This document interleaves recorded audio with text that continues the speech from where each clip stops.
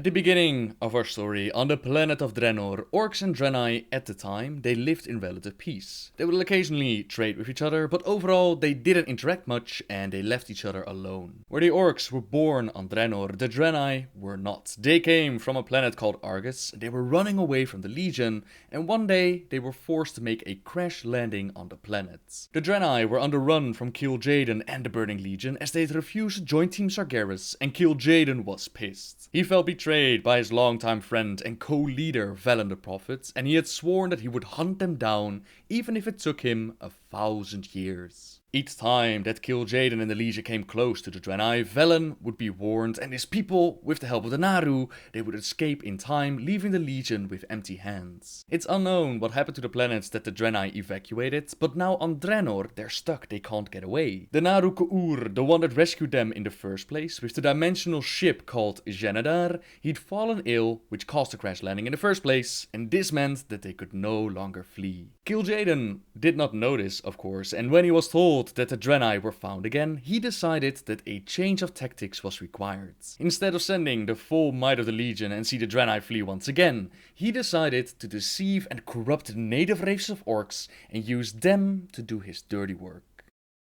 His first victim, the one who he chose to make first contact with, was the orcish shaman Ner'zhul. Shamans played a very important role within the orcish culture, and Ner'zhul was the elder shaman. The orcs respected him, he was the chieftain of the Shadowmoon clan, and the closest thing that the orcs came to an overall leader. The shamans have a deep connection to the elements of the land, and sometimes they were actually able to make contact with the spirits of the deceased. Rokan, Ner'zhul's deceased mate, would sometimes appear in his visions, giving no words of wisdom, yet she would fill his heart with tenderness and opening him afresh to the needs of his people each time her spirit brushed his. Ner'zhul missed her rough laughter and her warmth beside him at night, but he was content with the way it was. As he made himself a potion, chanting softly over it, getting ready for one of these visions, he wondered if she would visit him tonight. The ritual did nothing to actually cause a vision for Ner'zhul, that was entirely up to the ancestors' will, but deep in Ner'zhul's heart, he longed to see his mate, and his wish was granted. In his vision, he stood next to Rokan, standing on a mountaintop, observing the sun rise, and Ner'zhul's heart lifted. Rokan turned to her mate, smiling, and for the first time since he had exhaled her final breath as a living being, she spoke to him. "You have led our people well," she said, "but the time has come to deepen the old ways, take them further, for the good of all." The way that Rokan spoke with such authority alarmed Ner'zhul at first. Rokan had not been a chieftain, nor did she ever hold a position of power in life that would give her such authority. Annoyed at his lack of faith, Ner'zhul pushed the doubt away. He was not a spirit, so there was much that he did not understand about the spirit world. And why wouldn't Rokan speak for the ancestors? Understand that the ancestors were worshipped and respected by the shamans and the orcs, and Ner'zhul listened with great care as Rokan gave him a warning. She told him that the draenei were a great threat to the orcs, a blight upon the world, and that they needed to be eliminated. Had Ner'zhul in that moment listened to his gut, he might have realized that the words were false. This vision was not Rokan feeding him information, they were actually the words of Kil'jaeden the Deceiver, using the orcs their faith and trust to place the orcs against the draenei. He told Ner'zhul that the world would be theirs, and that Ner'zhul would lead all of them. The first step in the plan was to unite the orcish clans and form the Hordes. The image of Rokan had been good enough to convince Ner'zhul, but convincing the other chieftains, that would be a little bit more difficult. The orcish clans, they didn't really wage outright war with each other, but some of them loved fighting a little bit too much, and they were not on friendly terms with other clans. A message was sent to all the chieftains to gather and listen to the dire warning Ner'zhul had received from the ancestors. At the foot of their sacred mountain they gathered, the mountain that they called Oshugan, but which was really the crash ship of the draenei, with the Naru K'ur still trapped inside. Ner'zhul told them that their enemy was the draenei, and naturally, most of the orcs, they couldn't believe that this was true. Especially the chieftain of the Frostwolf clan, Durotan, he could not believe that the draenei would want to cause them harm. They had saved his and Orgrim Doomhammer's life when they were just little orcish boys, yet the ancestors, they do not lie. Even Drekvar, the shaman of the Frostwolf clan, he confirmed to Durotan that it was true, that Mother Kesher herself had confirmed it, and Mother Kesher, she was the elder shaman of the Frostwolf clan before she passed away. Another fake vision of Kil'jaeden, but if there was anyone that Durotan trusted, it was the wise old orc Kesher. how easy it was to plant the seed of doubt, and that was all it took. Ner'zhul informed them that he did not ask them to directly go to war at this very moment. Instead, all he asked of them was to prepare, to discuss what the right course of action would be, to come together not as different clans, but as the same people. They were all orcs, wanting safe homes for their young, success in the hunt, mates who would love them, and honor amongst the ancestors. Despite his doubts, even Durotan agreed that the Frostwolf clan would prepare for war, start training, and the orcs took their first step towards eradicating the draenei. Over time, the image of Rokan told Ner'zhul that there were other beings besides the ancestors and the elements that the living didn't know about. Ner'zhul desperately wanted to know what these beings were, but Rokan told him that he still drew breath and he wasn't ready to meet them yet. Ner'zhul pleaded to know that they needed their aid if they were to protect the future generations from the draenei's insidious plots, but what he didn't mention was that he, deep down inside, he started to enjoy being the center of attention from every single orc in every single clan. He did not outright say that he had begun to desire the promised power and that his motives deep down were selfish, but he knew it himself, he felt deep inside. Rokan looked at him and said that perhaps he was right and it was time to meet them. She had also advised Ner'zhul to take a certain amount of herbs brewed to precise strength to keep his mind and spirit open to the visions. That was the explanation that they gave him, but it's most likely that this brew was designed to make Ner'zhul more vulnerable to their manipulations. As Ner'zhul took the bait and desired to see these beings that he had no knowledge of, Kil'jaeden stepped away from using the image of Rokan and he showed his true self to the orc. Ner'zhul was sad that his mate no longer appeared to him, but he quickly dismissed the feeling. Surely this being was far superior to even the shade of his beloved mate. And despite Kil'jaeden looking so very much like the draenei, Ner'zhul drank in his words and he followed his orders. Orcs attacked draenei with great ferocity and minimal casualties, since the draenei they simply didn't expect to be attacked out of nowhere. But their leader did not sit still. Velen the Prophet wanted to know what was going on with the orcs, why did they suddenly attack out of nowhere, and he sent a letter to Ner'zhul asking him to join him in a holy pilgrimage to enter the heart of the mountain, the place both races found sacred, and ask wisdom of beings much wiser than them as to how they could heal the rifts.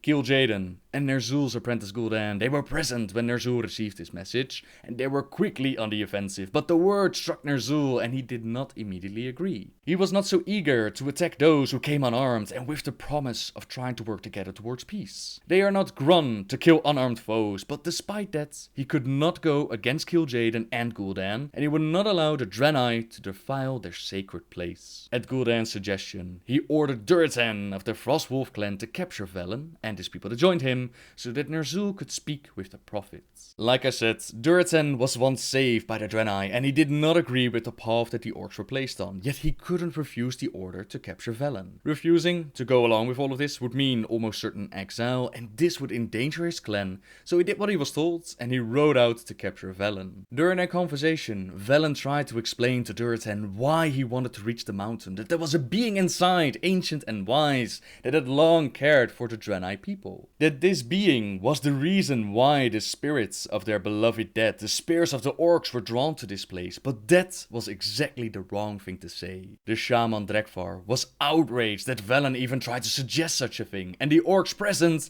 they were ready to murder Velen on the spot. Durotan, he punched Drekvar across the face, told him to protect them, and despite his fury, Drekvar followed his warchief command, and he used the elements to protect Velen and the draenei. The prophet was now a prisoner of the Frostwolf clan, just as Durotan was ordered to do, but the chieftain, he had a bad feeling about all of this. That night, he paid a visit to Velen, trying to find reason behind what he was told. Why were the draenei planning to do them harm, while the orcs had done nothing to them? And Velen, he simply reversed the question. Why had the orcs attacked the draenei that had done nothing to the orcs, and Durotan was placed in an impossible position? Velen's words rang true, yet the ancestors and his traditions, the very foundations which were his life, told him otherwise. He decided to let Velen go, and he informed the prophet that when it came to it, if they would ever meet on the battlefield, he would stand at his people's side. Ner'zhul wanted a prisoner, but Durotan said that if he wanted one, he should have been there himself, and Velen was released. When Durotan made his report to Ner'zhul, Ner'zhul shrieked of outrage and fear bubbled up inside him since Kil'jaeden would not be pleased. The Orcish shaman realized that the benevolent creature actually struck fear into his heart and his mind started to wander as Durotan's words continued. He noticed Gul'dan's eyes fixed upon him and another wave of fear washed over as his apprentice witnessed his first moments of doubt. Ner'zhul's mind drifted so far away that he didn't even realize that Durotan had finished talking, and he didn't know what to do. Durotan and the Frostwolf clan, they were well regarded amongst the other clans, so punishing them would have consequences. But he also couldn't let the Frostwolf chieftain get away with this, not after so many people supporting him in their war against the Draenei. Ner'zhul didn't know what to say, and the silence continued until Gul'dan spoke.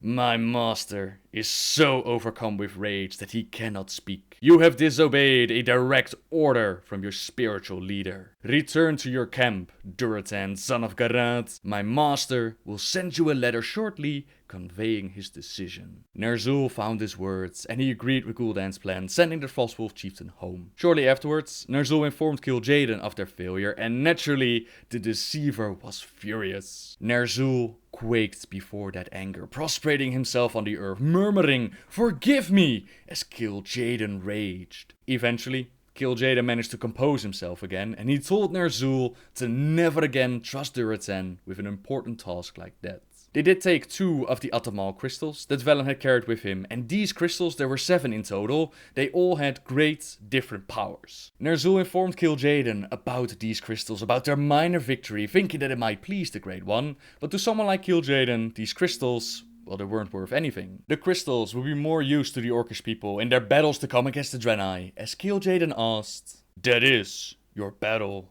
is it not?" Fear again clenched hard at Ner'zhul's heart. "Of course, Lord, it is the ancestors' will." Kil'jaeden looked at him for a moment, his brilliant eyes emanating flames. "It is my will," he said simply, and Ner'zhul nodded frantically. Of course, it is your will, and I obey you in all things." The next few months, the orcs would continue fighting against the Draenei, and Ner'zhul received message after message informing him about these battles, little casualties, great conquest, the ecstasy of blood spilled. The orcs grew more skilled at killing the Draenei, but Ner'zhul's doubts grew and grew. He tried to fight back his suspicions, terrified that somehow Kil'jaeden was able to read his thoughts, but they came like maggots writhing from a corpse to hunt his sleeping and waking thoughts. Kil'jaeden looked very, very similar to a Draenei. Was it possible that they were somehow the same? And was he, Ner'zhul, being used in some sort of civil war? The thoughts came until Ner'zhul could take it no more, and he decided to make a trip to the sacred mountain to find some wisdom. He stepped towards the pool, he made his offer, waiting for the ancestors to appear, but nothing happened. He did not panic right away. Sometimes the ancestors took their time about responding, but when more time had passed, unease began to sit in Ner'zhul's heart. Ancestors, beloved dead, I, Ner'zhul, shaman of the Shadowmoon clan, leader to your children, have come seeking, no, begging wisdom. I have lost my way to your light. The times are dark and fearful, even as we grow stronger, more united as a people. I question the path I am on, and I beseech your guidance. Please, if you have ever loved and cared for those who have followed in your footsteps, come to me now and advise me that I may lead them well. The pool began to glow, and in the water he saw a face looking back at him, the face of his beloved Rokan, but with pain in his heart he realized that she was looking at him with a face filled with hatred. Other faces began to appear, dozens of them, all with the same expression, and nausea welled inside Ner'zhul as he cried out, "Please, help me! Grant me your wisdom that I may win favor again in your eyes." Rokan's features softened somewhat, and it was with a trace of compassion in her voice that she spoke. "There's nothing you can do, not now, not in 100 years, to win favor in our eyes. You are not a savior of your people, but their betrayer." As the ancestors turned their back on him, Ner'zhul realized what a fool he had been, how easily he had let himself be deceived. On his way back, he tried to come up with plans to turn it all around, to bring the orcs back to the right path, but his apprentice Gul'dan, he had other plans in mind. Gul'dan had followed Ner'zhul to the mountain, had seen all that transpired, and he informed Kil'jaeden that Ner'zhul was about to betray him. Kil'jaeden was mad of course, but punishment could wait, as Gul'dan was now chosen to follow Kil'jaeden's plans, while Ner'zhul was forced to watch as they corrupted and manipulated his people even further.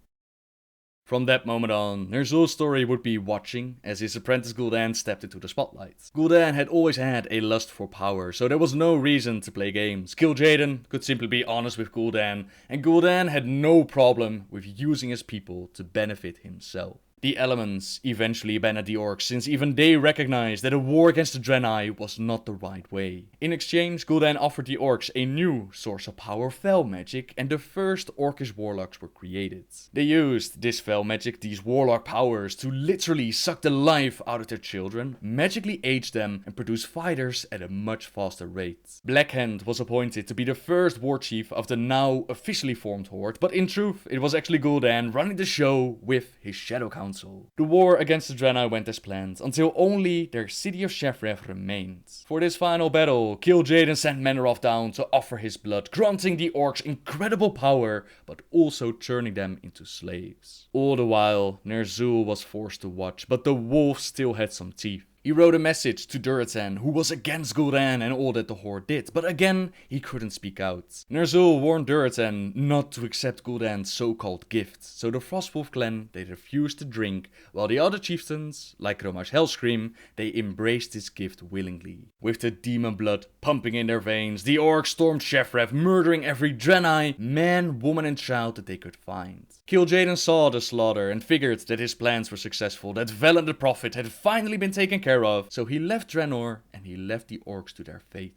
Prophet Velen and the Draenei, they'd realized that the Burning Legion was behind their war with the orcs, so they decided to leave a few of their people behind in Shefrev, and these were quite a lot of people since they had to make it look like a lot of Draenei were still left behind, while the rest of them hid away in Zangar Marsh. The use of fel magic and the war had corrupted and nearly destroyed the planet of Draenor. Lands had dried out, water was hard to find, food was limited. All around, the horde started to rise up against Gul'dan, who had led them down this path. Thankfully for Gul'dan, the corrupted guardian Medivh, he made contact with him and he showed him the world of Azeroth, a land with water, food and plenty of enemies to give the orcs a good fight. The promise of a world to conquer led to the first orcish horde invasion, but Ner'zhul was not invited to this party. As Gul'dan and the horde took down Stormwind, Orgrim Doomhammer, he found out about Gul'dan's corruption and that Blackhand was being used as his puppet. He challenged Blackhand to leadership of the horde, he won that battle and he was trying to guide the horde back to a more honorful way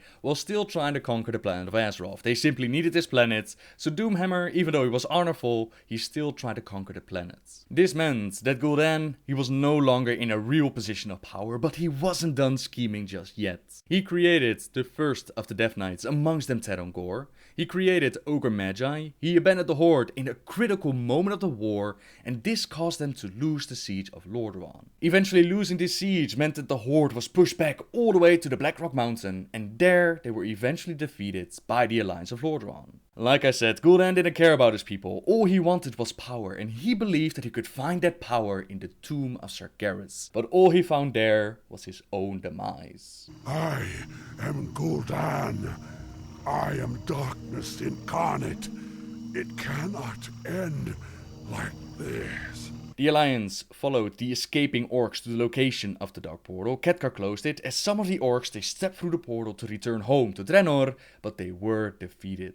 Ner'zhul and the orcs left behind, they saw the retreating orcs. The Death Knight Terongor informed Ner'zhul of what had happened, as their gateway to a better future was shut down by Khadgar. In the name of the ancestors, what would they do now? Ner'zhul thought to himself, and for 2 years he would lose himself to despair. Khadgar tried to completely sever the connection between Draenor and Azeroth, but the magic that they used, it was simply too strong, and eventually the horde, led by Ner'zhul, they would find a way to return for a second invasion. Although Khadgar was able to shut down the Dark Portal, he was unable to completely sever the connection between Draenor and Azeroth. The Death Knight Terangor had worked together with Gul'dan, and he could feel that there was still some sort of connection. They could empower that rift, reunite the Horde, and invade Azeroth, this time not to conquer the planets. They tried, and the Alliance was simply too powerful to take the planets, but they could go back to collect 3 powerful artifacts and use those artifacts to create more portals to different worlds. Surely, other planets would not put up such a fight as Azeroth had, but first things first,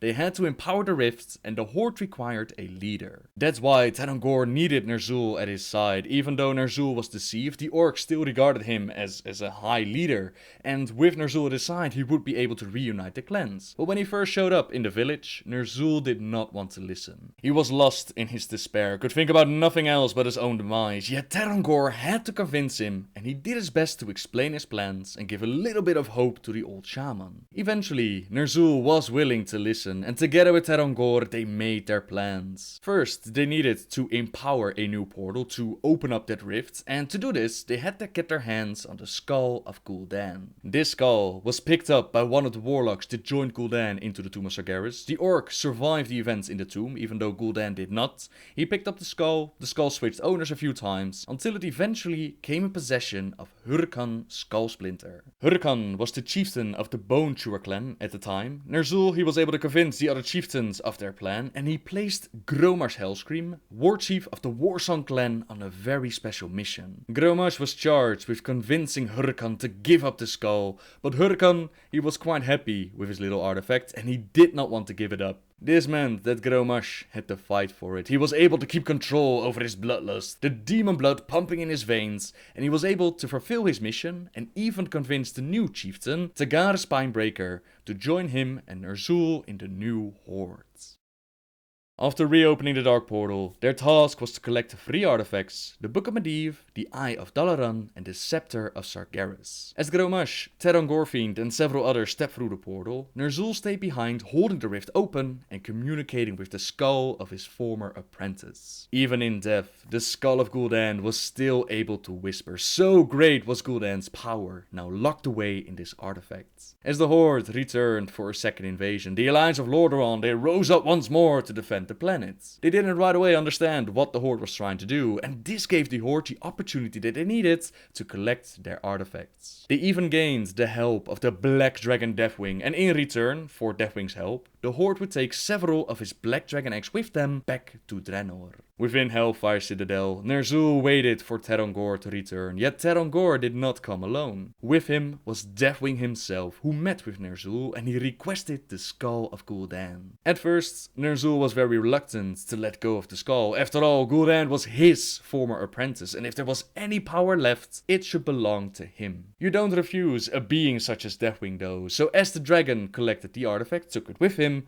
Terangor and Ner'zhul, they worked on the preparations to cast their spell and get those portals open. Now the Alliance of Lordaeron, they were not sitting on their hands doing all of this. They eventually figured out what the Horde was trying to do, and they couldn't let the Horde just go. Sure, Azeroth would be safe for the moment, but other worlds would be in danger. The same devastation the orcs caused to their world would spread, so their leader Trevelyan, he decided that they had to go. They had to step through the Dark Portal, take the battle to the orcs' home world to stop them once and for all. With Trevelyan came several Alliance troops, but also very important characters such as Illyria, Khadgar, Den of Trollbane, and Kurgan Wildhammer.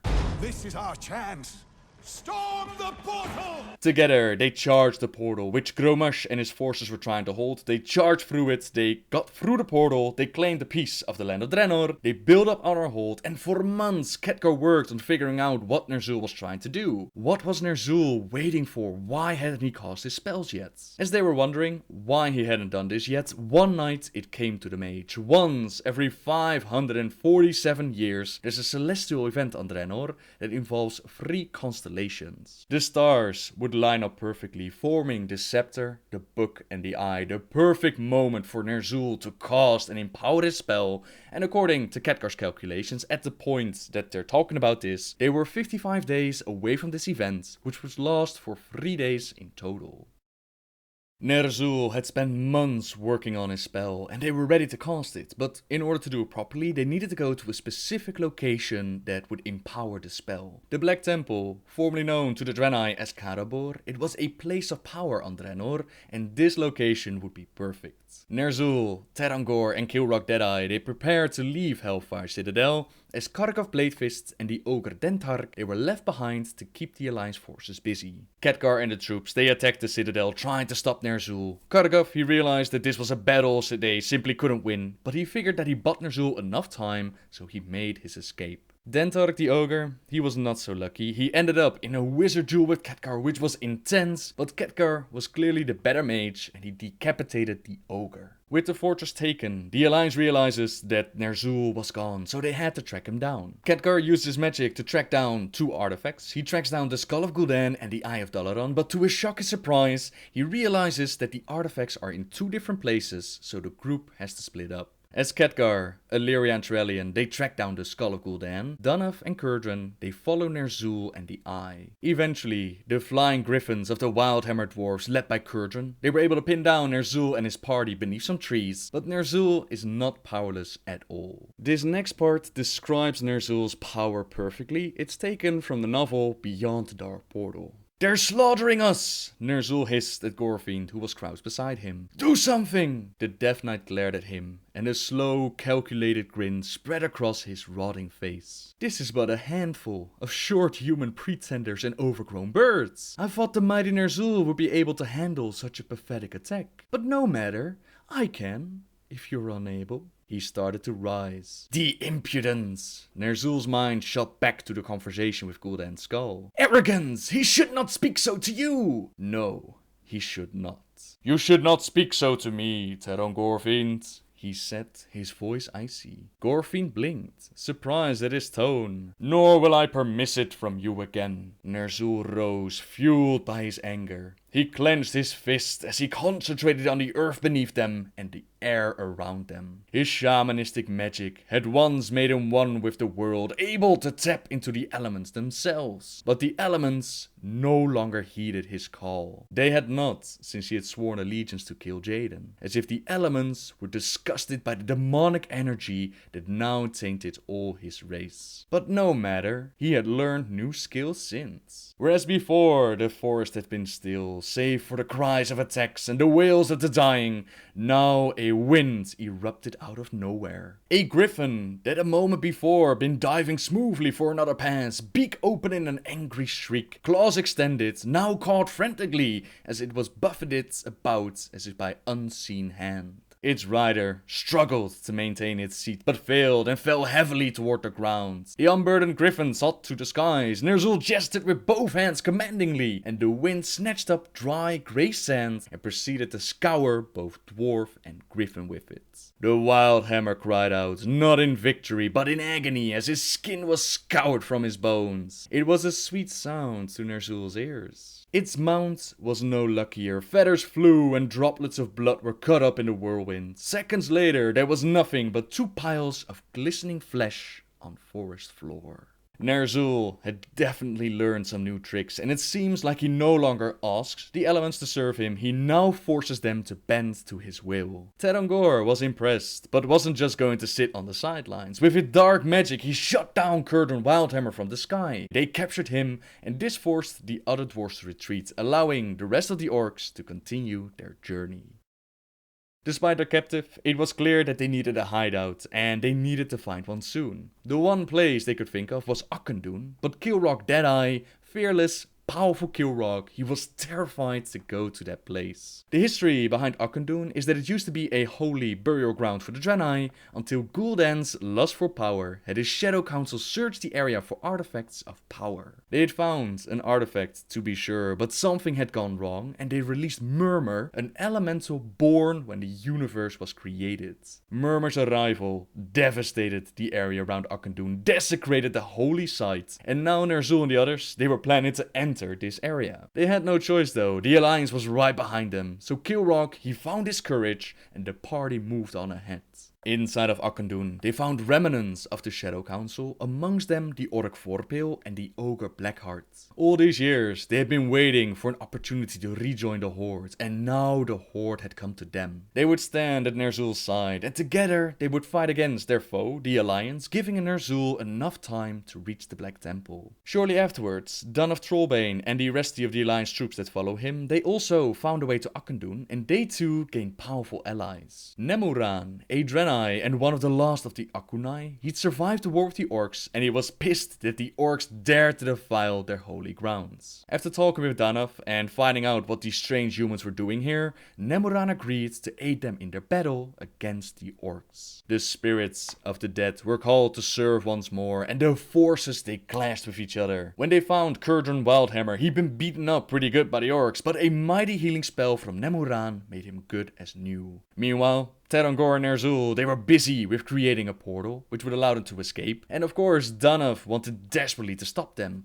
but in his way was the mighty Kilrogg Deadeye. A fierce battle between the old orc and the skilled human followed, with Danav being victorious and ending Kilrogg's life. This is probably why Kilrogg was so scared to go to Akundun. He'd probably seen in a vision his moment of demise. This was probably inside of Akundun, which could be the reason why he didn't want to go there. Now, even though Kilrogg was defeated, he did buy Ner'zhul and Terangor enough time to make their portal, to make a clean escape, which meant that the Alliance, they had to regroup, try to get to the Black Temple before it was too late. Khadgar, Illyria, Tyrellian and the troops that came with them, they were able to defeat Deathwing and take the Skull of Gul'dan. Only the book was now required to close the Dark Portal, and as Curdran flew in to inform them of what had happened in Akundun, the troops they grouped up and they charged the Black Temple. Ner'zhul had spent a full day gathering the energies, working his spell, and he was nearly ready to open the portals. The Death Knight Terangor Fiend, he stepped out onto the battlefield to buy their Warchief some time, and a fierce battle between Tyrellian and Terangor took place. Light versus darkness, a battle in which Tyrellian nearly gave up hope, but his love for Illyria, it was so strong that the light vanquished the darkness. The path to Ner'zhul was clear, but Ner'zhul was done. He had gathered the energies, he created his portals, and he did not create just one portal to the so-called Promised Land. All across Draenor, portals popped up, making the already corrupted planets incredibly unstable. The orcs with him witnessed the portal in front of them, and the orc Obris, he could not believe what he saw. "This is our new world?" he asked Ner'zhul, since the little that they could see through the portal did not look promising. Something fluttered and looped up, there was a sickly light through the portal, it did not look good, and it did not seem like this was the so-called Promised Land that would give their people what they needed. But Ner'zhul was having none of it. He told Obris to be silent, and in that moment of distraction, the Eye of Dalaran trembled and flew out of his hands, straight into Khadgar's. The Alliance had finally reached Ner'zhul, and the orc was not ready to give up. How dare they interrupt his moment of absolute glory. He felt no fear, no worry, just absolute outrage as he lifted his hands with a cry and made the tortured rock and stone obey. The ground trembled beneath the Alliance feet. Wind and rain whipped around them, carrying them high in the air and slamming them mercilessly down on the unyielding stone. Ner'zhul took great pleasure in watching them suffer. It was with great effort that he turned around and yelled at the forces behind him to get through the portal that they had to go. Obris gaped at Ner'zhul. Surely the Warchief didn't mean to leave all of their brothers and sisters behind. To do so would be the most gutless, cowardly thing to do. He tried to tell Ner'zhul, and as a reward, Ner'zhul extended his hand. Lightning balled in his palms and raced in a crackling arc towards the orcs, shooting down Obris and putting fear in the other orcs, making them obey. With the scepter of Sir Garrosh still in his hands, Ner'zhul left his people, their dying planet behind, thinking that he and his troops would now go to the Promised Land. The shaman that had once unwittingly led his people on a very dark path, now he willingly made the choice to disconnect himself from the burden of caring for others. As the portal closed behind him, he had just enough time to gasp at what he saw. Khadgar saw the orc escape, and he feared that the Book of Medivh was still with Ner'zhul. He needed the book to close the portal, but thankfully it was Obris who held the book, and he gave it to Khadgar since at least the mage had some kind of honor, and Ner'zhul left them all to die. With the Skull of Gul'dan and the Book of Medivh, Khadgar was able to close the portal on Draenor's side, and they had to do this, they had to stay behind, so that the destruction of Draenor would not flow through the portal and take Azeroth with it. Ner'zhul had created so many portals that the planet had become incredibly unstable. It was transforming into Outland as we know it today, so they had to close the portal. As Khadgar cast his spell, he tossed the skull and the book to a Wildhammer dwarf, telling him to get through the portal, get these artifacts back to the Kirin Tor. As the dwarf did what he was told, he flew through the portal. Khadgar, Illyria, Trellian, Danav, all of them, they hid away in one of the rifts created by Ner'zhul as the Draenor transformed into Outland. When all was said and done, they came out of the portal, they didn't even recognize the planet anymore, and they made the promise that they would stop the orcs, they would build up their fortress, and we wouldn't see them until the Burning Crusade expansion. Ner'zhul's story, however, isn't quite done yet. The portal that he and the other orcs took to escape, it did not take them to a beautiful planet ready to be conquered. Instead, well, the book describes it in such a beautiful way. This is taken from beyond the Dark Portal. Ner'zhul.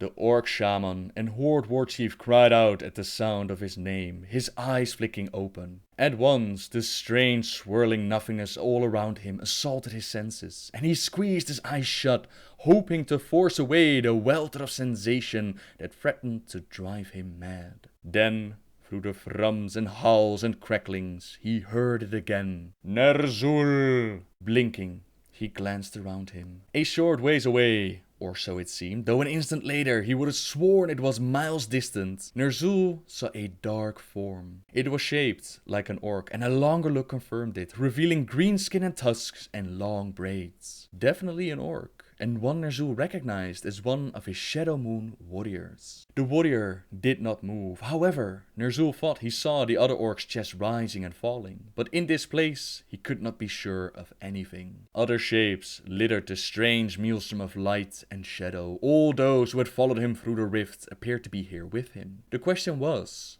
where was here? Why hadn't the rift led them to another world? For whatever this place might be, Ner'zhul was sure it was not a normal world. What had happened? Why was he awake and aware while all the others were trapped in a deep sleep? A column of light rolled past, and for an instant Ner'zhul saw echoing glimmers around each of the other orcs and around himself. His eyes widened, then clamped shut as they overloaded from the sights assaulting him. But he knew what he had seen. They were trapped indeed. Something was binding them to this place. Ner'zhul.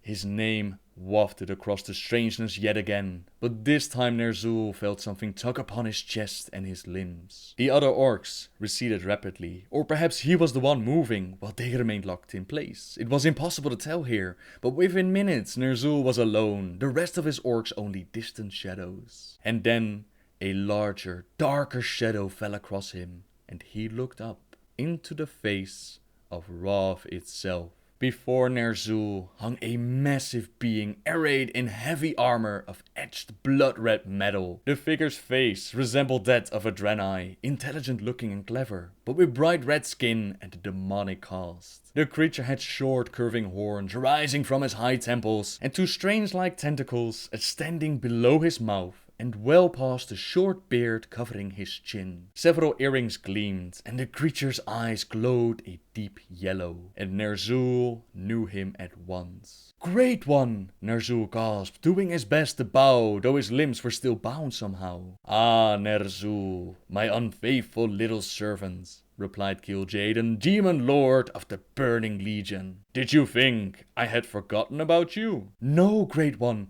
of course not." In truth, Ner'zhul had hoped so, and after the first few years had begun to think it true. Now his heart sank as the Demon Lord continued speaking. "Oh, I have been watching you closely all this time, Ner'zhul," Kil'jaeden assured him. "You cost me a great deal, you know." The Demon Lord laughed, a chilling, grating sound. "And now you shall pay for such failure."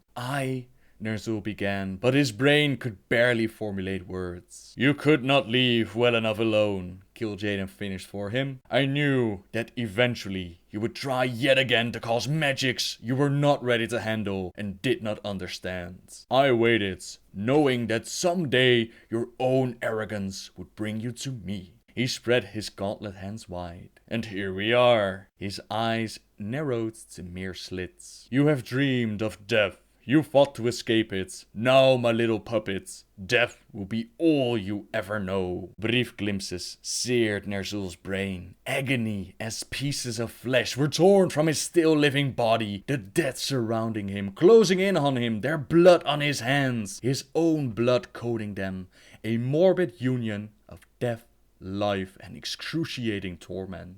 No! Ner'zhul shouted, thrashing about, trying everything to free himself from his visible bonds. My people still need me! Laughter shook the demon's powerful form, a horrible, eerie sound that made Ner'zhul's heart spasm. I know full well they mean nothing to you, so do not worry, the demon lord whispered, stabbing the tip of one long finger into Ner'zhul's cheek. The motion burned, sending spikes of heat and pain through Ner'zhul's flesh. There is no saving them. Do you not yet understand? Little puppets, you cannot even save yourself. Then he twisted that finger, the rest of his splayed hand latching onto Ner'zhul's face. And the orc shaman let his head fall back, a horrible scream wrenching its way out past his trembling lips. He knew it was but first of many.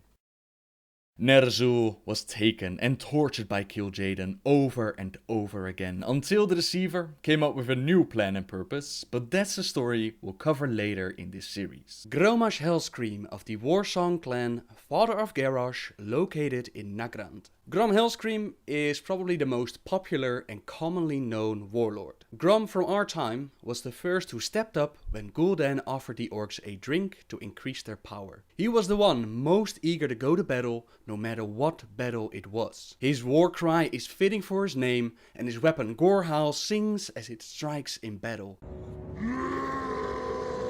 He was not a part of the first Horde invasion, but he was there when they came back for the second time to collect artifacts for Ner'zhul. He, together with Rexxar and others, held the Dark Portal on the Alliance side as others made their way through Azeroth. When Khadgar was forced to close the Dark Portal, Grom and the others were locked out and had to stay behind on Azeroth. After around 20 years, Thrall comes into the picture, and Grommash Hellscream was the first orc that Thrall got a chance to talk to after escaping from Durnhold. 20 years of demon blood pumping in Grommash's veins had changed him from a hothead, all about fighting and warmongering, to someone who could agree with Thrall's notion of peace and negotiation. He helped Thrall to liberate the other orcs from the internment camps and the reforging of this new horde. Even after all these years, he still took a big gulp of demon blood back in Warcraft 3, knowing what it would do with them. It was thanks to Jaina Proudmoore, Thrall and some others that he regained his senses, and in the end he managed to land the killing blow and set his people free from their slavery to the demons by killing Manoroth. Thrall, the blood haze has lifted. The demon's fire has burnt out in my veins.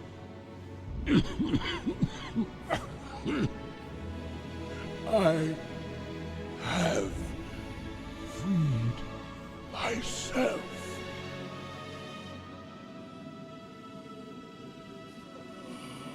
On this Iron Horde Draenor, Grom is going to be the one who will unite the clans into the Iron Horde. He is a rockstar, kicking ass, taking names, but he is going to have anger issues. This Grom never had that journey that ours had, so the Grom that you, me, Thrall and even Garrosh remembers might turn out to be just a little bit too hot-headed. They also said, will the anger get the best of him?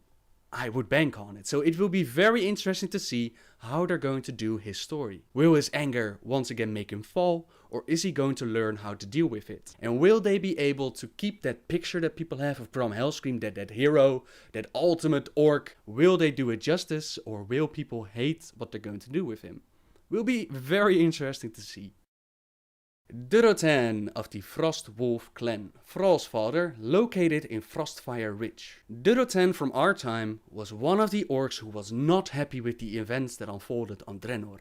He was not happy with finding the draenei, especially since they saved his life and orc and draenei lived peacefully together for many years. So he didn't embrace the idea of waging war with them as much as the other orcs did. He was against the demonic powers offered by Gul'dan. He refused to drink from the blood of Manoroth, and he was the one who went to Orgrim Doomhammer on Azeroth and told him about Gul'dan's betrayal. This act eventually cost him his life, because Gul'dan had sent assassins to kill him, but he did stood up against him, did let his voice be heard as all around him his brothers fell to the demonic corruption. He was one of the few orcs that had the balls to actually stand up and say something against this, that this was not their way. On this Iron Horde Draenor, Durotan's people rejected the Iron Horde's call for orcish unity to focus on their own survival. They moved to Frostfire Ridge, and there they battle with the Thunderlord clan and the ogres who are inside the Bladespire fortress. As they presented Durotan, they asked the question, will he join the Iron Horde this time, since they are no longer influenced by demons, but later they said that he's going to be part of Team Future Horde and that they're going to be part of their starting area. He is the only orcish warlord that's confirmed to be on our side. They also asked the question, was Durotan a noble dude at heart, or did the situation turn him into this noble dude? It will be very interesting to find out. Ner'zhul of the Shadowmoon clan, located in Shadowmoon Valley. Ner'zhul from our time played a huge part in the story of Warcraft. He was the one who first got in contact with Kil'jaeden, and Kil'jaeden manipulated him into forming the first horde and kill all the draenei. Ner'zhul would eventually find out that Kil'jaeden was just using them, but by that time it was already far too late, and his apprentice Gul'dan was happy to step in and follow the orders of Kil'jaeden. Ner'zhul didn't do much to prevent any further corruption of his people, because he feared Kil'jaeden and he feared for his own life. He did send a note to Durotan to prevent him from drinking the demon blood, but that's about it. When the first horde invasion of Azeroth failed, Terran Gornfiend stepped up to Ner'zhul with a plan to create more portals to different worlds. They failed to conquer Azeroth, but other planets might not put up so much resistance, and Ner'zhul was all behind this plan. They gathered 3 artifacts from Azeroth, and in the end Ner'zhul made his portal. Not just one portal, portals all over Draenor, and he told the orcs who were with him to step through the portal and follow him to the promised land. The remaining horde was still fighting the alliance at this time, and the others didn't want to leave their brothers behind. Ner'zhul killed one of them to get them motivated, and they reluctantly stepped through the portal to this unknown destination. Unknown to Ner'zhul though, this portal would not lead him to the promised land, it would lead him straight to Kil'jaeden, who still had some unfinished business with the orc who refused to follow his orders. He ripped Ner'zhul his soul in little pieces, causing agonizing pain, only to reform it and do it all over again. After a while, Kil'jaeden got bored with this, and he came up with a new plan that would require Ner'zhul to be turned into the Lich King, and he would be sent off to Azeroth to weaken it and get it ready for a new invasion from the Burning Legion. After that, the events of Warcraft 3 follow, which is too much story to go into right now, but that's pretty much the backstory of Ner'zhul. On this Iron Horde Draenor, Ner'zhul is leading the Shadowmoon clan, and it's interesting to note that his description on the website says the following. His vision of a united orcish culture has been eclipsed by the manipulation of his apprentice Gul'dan, and the bloody reality of the rising Iron Horde. If I read this right, it almost seems like he was busy getting the horde together, like we know from our timeline, like Kil'jaeden found the draenei, wanted them dead, manipulated Ner'zhul into forming the horde. Gul'dan betrayed him, and it looks like the same events are going to take place for this Iron Horde Draenor, except this time they don't drink any blood. That's just my interpretation, you could take this in a lot of ways, but what we know for sure is that Ner'zhul wants to be in this Iron Horde. He wants to be part of this, and it matches the Ner'zhul that we knew. Sure, he was manipulated by Kil'jaeden, but he had a little lust for power inside of him, and in the end, he betrayed all the other orcs. It will be interesting to see what this Ner'zhul is going to do to be worthy of this Iron Horde, and they described him as the shaman to the shamans. As in,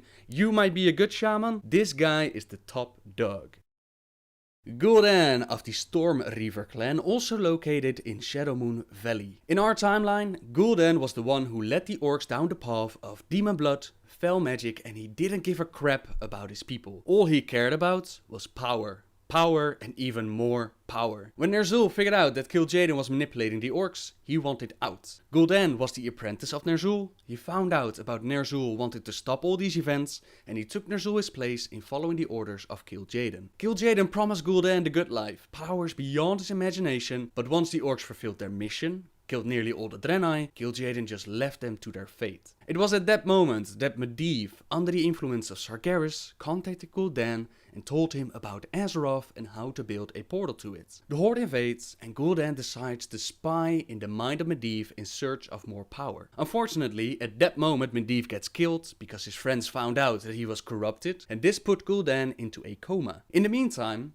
Durotan informs Orgrim Doomhammer about Gul'dan's betrayal, and Orgrim steps up. He takes out Blackhand and becomes the Warchief of the Horde. Now Gul'dan's in trouble, but he manages to convince Orgrim to keep him alive, and in exchange he creates more powerful ogres. Ogre Magi even. In the end, Gul'dan's lust for power would strike a devastating blow to the first Horde invasion. As they march to lay siege to the capital of Lordaeron, Gul'dan takes his troops and sets off to the tomb of Sargeras in search of more power. Orgrim Doomhammer, hell-bent on keeping the honor in the Horde and making an example of those who don't uphold that honor, is forced to send troops after Gul'dan. This forces the Horde to fall back, and eventually they would be defeated. Gul'dan's fate was sealed though when he entered the tomb of Sargeras, as the demons there took great pleasure in killing this treacherous orc. However, that wasn't the last time we saw Gul'dan. Even his skull manipulated events and allowed the Horde to invade for a second time, and eventually giving Illidan the power needed to take out Tichondrius in Warcraft 3. Some of you already noticed that Gul'dan still has a green skin. On this Iron Horde Draenor, Gul'dan is going to be the only one who drinks the demon juice, and as he offers it to the others, events don't go as planned. Garrosh prevents the orcs from drinking, and this places Gul'dan in a very awkward position. He's an outcast now of the Horde, so his Shadow Council, the construction of the Dark Portal, all of those plans are a no-go. Gul'dan is not happy with that, and neither is Kil'jaeden. Yes, Gul'dan and Kil'jaeden are still on the phone with each other, and that should lead to some very interesting story development. If they do it right, Gul'dan's character should be manipulative, backstabbing, and willing to do anything to get to that power. It's interesting that Gul'dan is located in Shadowmoon Valley together with Ner'zhul and his clan, and even the Draenei and the Alliance main city. I wonder how that's going to play out. Blackhand of the Blackrock clan, located in Gorgrond. Blackhand from our time was the very first warchief of the Horde, but in reality he was a puppet of Gul'dan who ruled behind the curtains. When the orcs started to magically age their children to get more troops, Blackhand was one of the first to offer his kids, and this created some messed up adults with the mind of children. It was Blackhand who led the Horde into their first invasion of Azeroth, but later Gul'dan's betrayal would be known to Orgrim Doomhammer, and Orgrim was the second in command to Blackhand, and he killed Blackhand to take the title of Warchief and lead the orcs down a more honorable path. You can still fight a child of Blackhand in Upper Blackrock Spire, located in Blackrock Mountain. People already asked me if this clan was named after the mountain or the mountain after the clan, but this is not the case. Both of them already had their names, and Blackhand just saw it as a good omen that they shared a common name.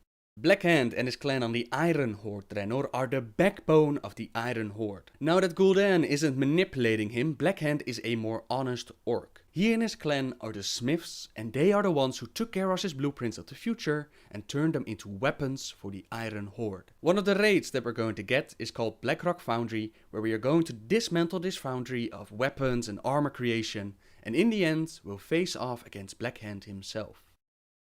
Kargath of the Shattered Hand clan, located in Spires of Arak. Kargath from our time has a pretty interesting story. In the time period where Ner'zhul is trying to make all these new portals, Kargath was left behind to stall the Alliance who were trying to stop Ner'zhul. This allowed Ner'zhul to make his way to the Black Temple, but in the end Kargath would realize that he was left to die, so he took his people to Nagrand to regroup and find more troops to battle the Alliance. There he asked Great Mother Gaia if there were any able orcs in the area to fight with them. But Gaia wasn't happy with everything that happened to the orcs. The formation of the Horde, the corruption of the planet, the use of demonic powers, and she thought that the Alliance invading their planet was their own damn fault. She told him to look around and see that these orcs were sick and not able to fight. To Kargath, they seemed to have all their limbs required, and as long as they could hold a weapon, that would do. At that moment, One orc, sick with rat pox, walks up to them and asks what Kargath is doing here. Did something happen to his father?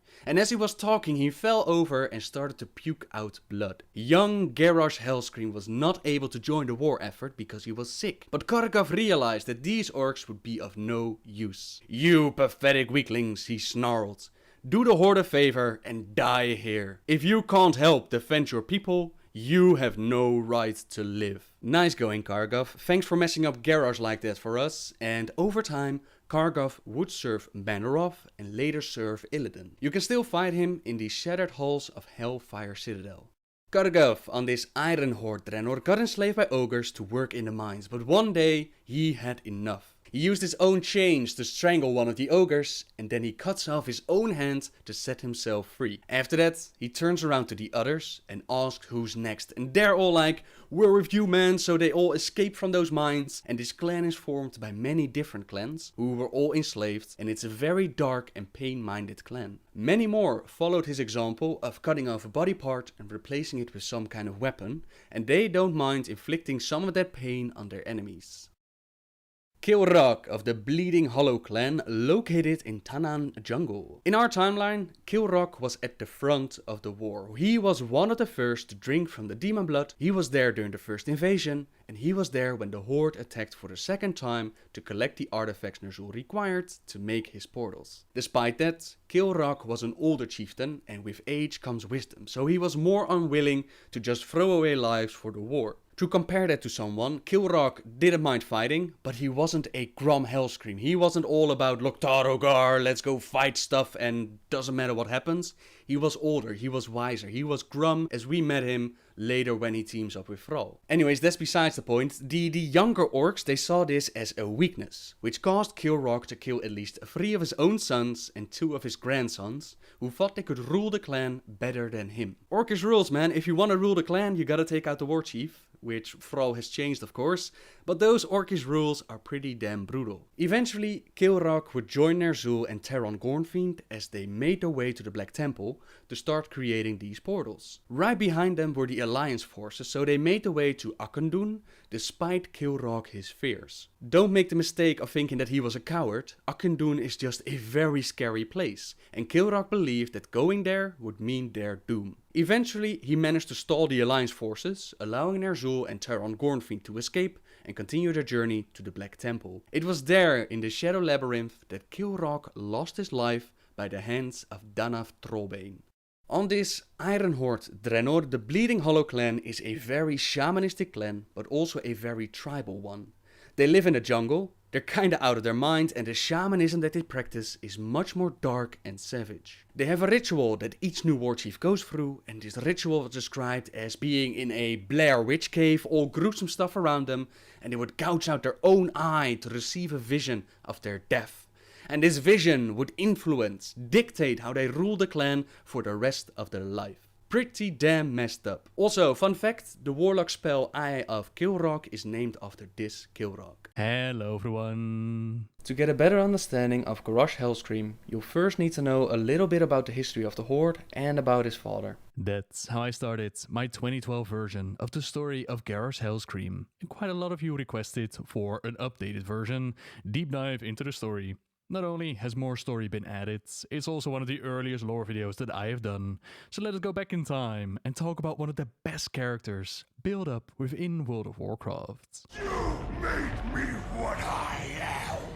This takes us back to the time that the orcs were living on the world of Draenor and found themselves mixed up with the Burning Legion, who had corrupted their people and turned them against the draenei. Dark fell magic, exchanging their ancient traditions of shamanism to become warlocks. Demonic blood offered by Gul'dan and the Pit Lord Manaroth, with Grommash Hellscream being the first to embrace it. All of it to increase their power, bind them to the demonic legion, and wipe out the draenei. Believing that good things would come to the orcs, believing that their leaders were passing on the wisdom of their ancestors. Instead, they ended up with a dying world. Their skins turned green, reflected the corruption that had seeped into their world and their race. Water and food, it became a rare commodity. That demonic blood that was pumping in their veins, it turned them against each other. It was at their most desperate when the Legion's creator Sargeras manipulated them towards invading a whole different world. A world full of food, water, and plenty of enemies to kill. Gul'dan, order your warlocks to double their efforts. Moments from now, the gateway will open, and your horde will be released upon this ripe, unsuspecting world. To weaken it and have the Legion claim it. Azeroth's defenders, however, they managed to push back this horde's first invasion. The second one, it was also repelled, with the Alliance stepping through the Dark Portal to stop the horde from ever again inflicting the same suffering that they had caused to Azeroth. The Dark Portal was destroyed, which separated the horde's forces, leaving some of them, like Grommash and his Warsong clan, now stranded on Azeroth. They believed the way home was lost forever, and that their beloved Draenor and all those left behind, that all of that was dead. Gromspots turned to his son, who had indeed stayed behind. Not because he was too much of a coward to fight, or didn't believe in the mission of the Horde. Quite the opposite, in fact. Garrosh, he had caught a case of the red pox. This wasting disease is highly contagious, lasts for months, and kills many of the infected. Every few generations, an outbreak would wreak havoc among the clans. Those of the orcs infected, they were placed in quarantine in the beautiful land of the Grants, under the care of Great Mother Geisha. Although much of the world had been consumed by the Legion's influence, this piece of land, it remained intact, and so did its people. Those here were far enough away from the Fel to keep their normal skin color. They remained uncorrupted, or as the orcs called it, they remained Magar. Father and son, living separately from each other. On Azeroth, Grommash would live on and learn, team up with young Thrall, liberate orcs from their internment camps, and reform the Horde.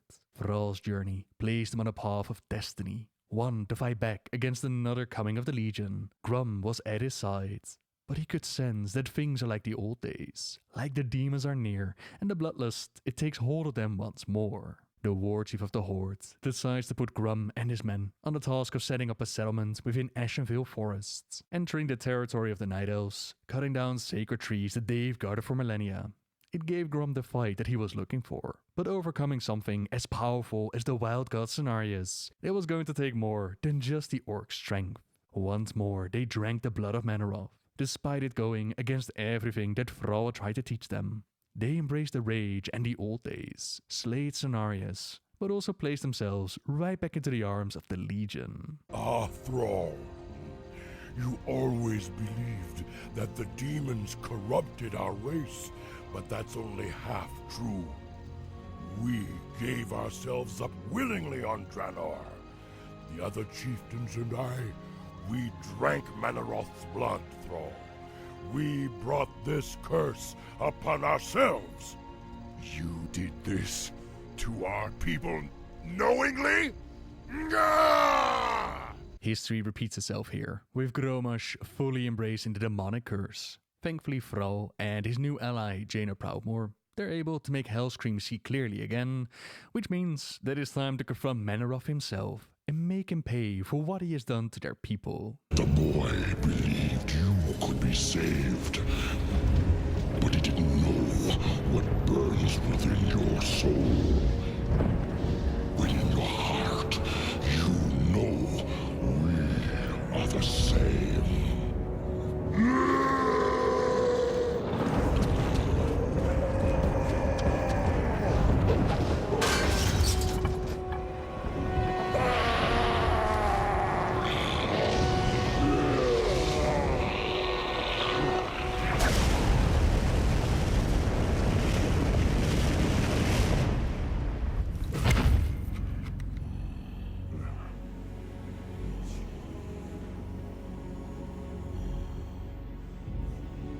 Thrall, the blood haze has lifted.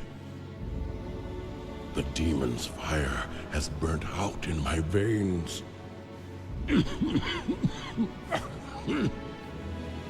I have freed myself.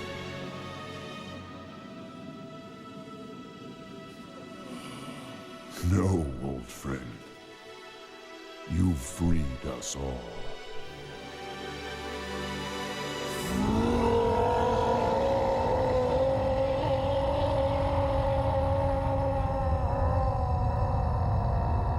Grum's heroic sacrifice would mean the salvation for the entire Orcish race. Thrall would go on and help save the world from the Legion, put a base for his new horde in the lands of Durotan, with their capital of Orgrimmar, trying to keep the peace between the Alliance and the Horde going. Some might see this as a fool's errand, the Horde and the Alliance simply destined to fight one another. But people like Thrall, people like Jaina, they did their best to show the world that there was another way, that there was enough room and opportunity for both factions to exist together on Azeroth.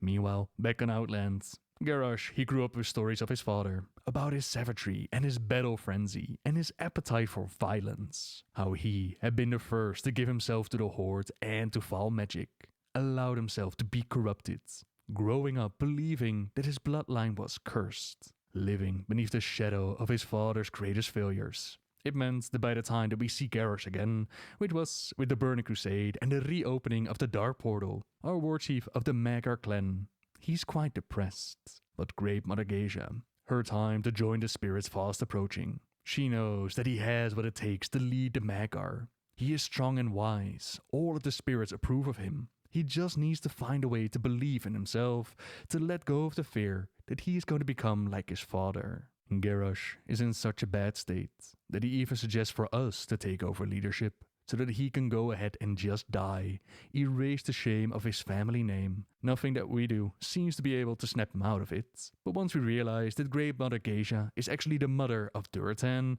Durotan being Thrall's father, we quickly warn a warchief and make him get his orcish butt over here so that he can talk to his grandmother. She reveals the name that his parents would have given him. As Thrall, it was his slave name. They would have named the Goel, and our Goel is then asked to talk to Garrosh, to reveal what has happened to his father. But Thrall does one better, and he shows the boy how his father died.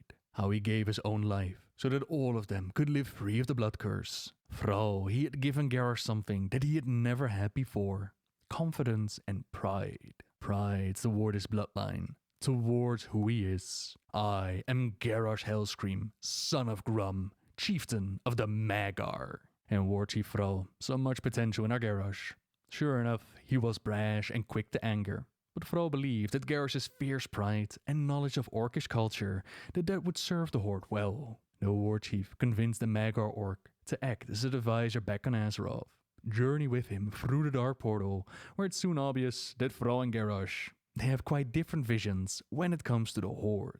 Seeing the massive city of Orgrimmar with his own eyes, it was amazing to Garrosh.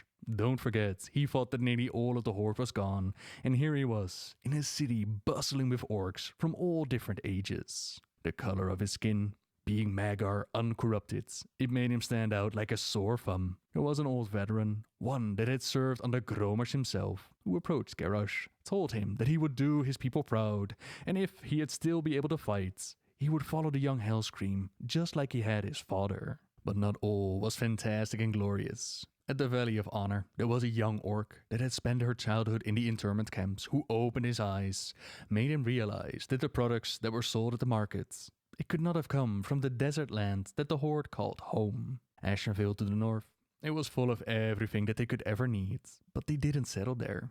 Their beloved warchief, the one who would do everything for his people, he had chosen to build a city here, to pay for the sins of the past. A strange notion to Garrosh.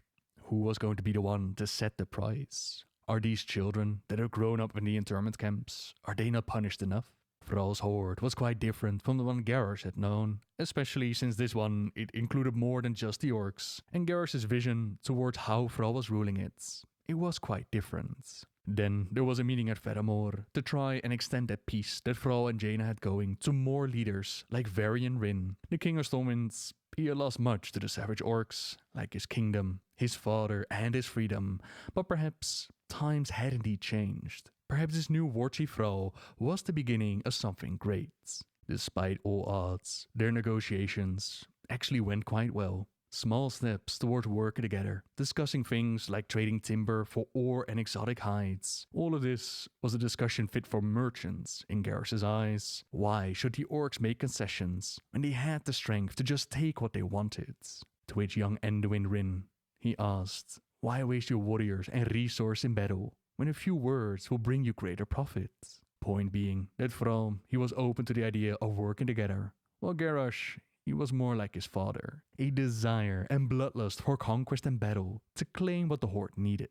My people should have taken this world long ago, during the First War. But they fell to corruption. In their weakness, they allowed the pitiful races of Azeroth to join the Horde. Regardless, their meeting was disturbed by outside sources, which prevented peace for the Alliance and the Hordes. Both sides would soon have to deal with the Lich King waking up in Northrend and undead forces knocking on their door. A Warchief Vrol called for counsel and held his grounds. Garrosh, he wanted to take action, take the fight to Northrend and protect the Hordes.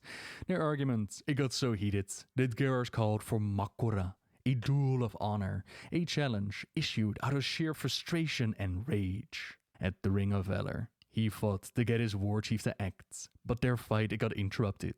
Quite lucky for Garrosh, though he rather died than admitted that he couldn't take on Vrol in this moment. The Scourge, it did the job for him by attacking Orgrimmar, and with that, the order was given. The Horde and the Alliance, separately, marched upon Northrend to confront the Lich King. None other than Garrosh was tasked with leading the Horde's forces. Hungry to prove himself to his people, we could find him in the Borean tundra at the Warsong Hold, defended a keep against the spider-like Nerubians. Their army was called the Warsong Offensive, with seasoned veterans like Draenor Saurfang leading the Horde's vanguard, and his father Varrock doing his best to impart some wisdom upon the younger, hot-headed orc. Most of it seems to be lost on him, preferring his own tactics and knowledge. But Garrosh is not a fool, and some of what Varrock tells him actually sticks. Honor young heroes, no matter how dire the battle. Never forsake it. They spoke of their past, of what it meant for orcs to be freed of the blood curse, only to now have to deal with their sins, with what they had done. Grommash and Saurfang had both drank from the blood of Manoroth, which led them down a very dark path. Saurfang promised that he wouldn't let Garrosh take them down that road ever again, with the promise from Saurfang to kill him before that day comes. The campaign pushed forward, and Naxxramas was soon enough conquered.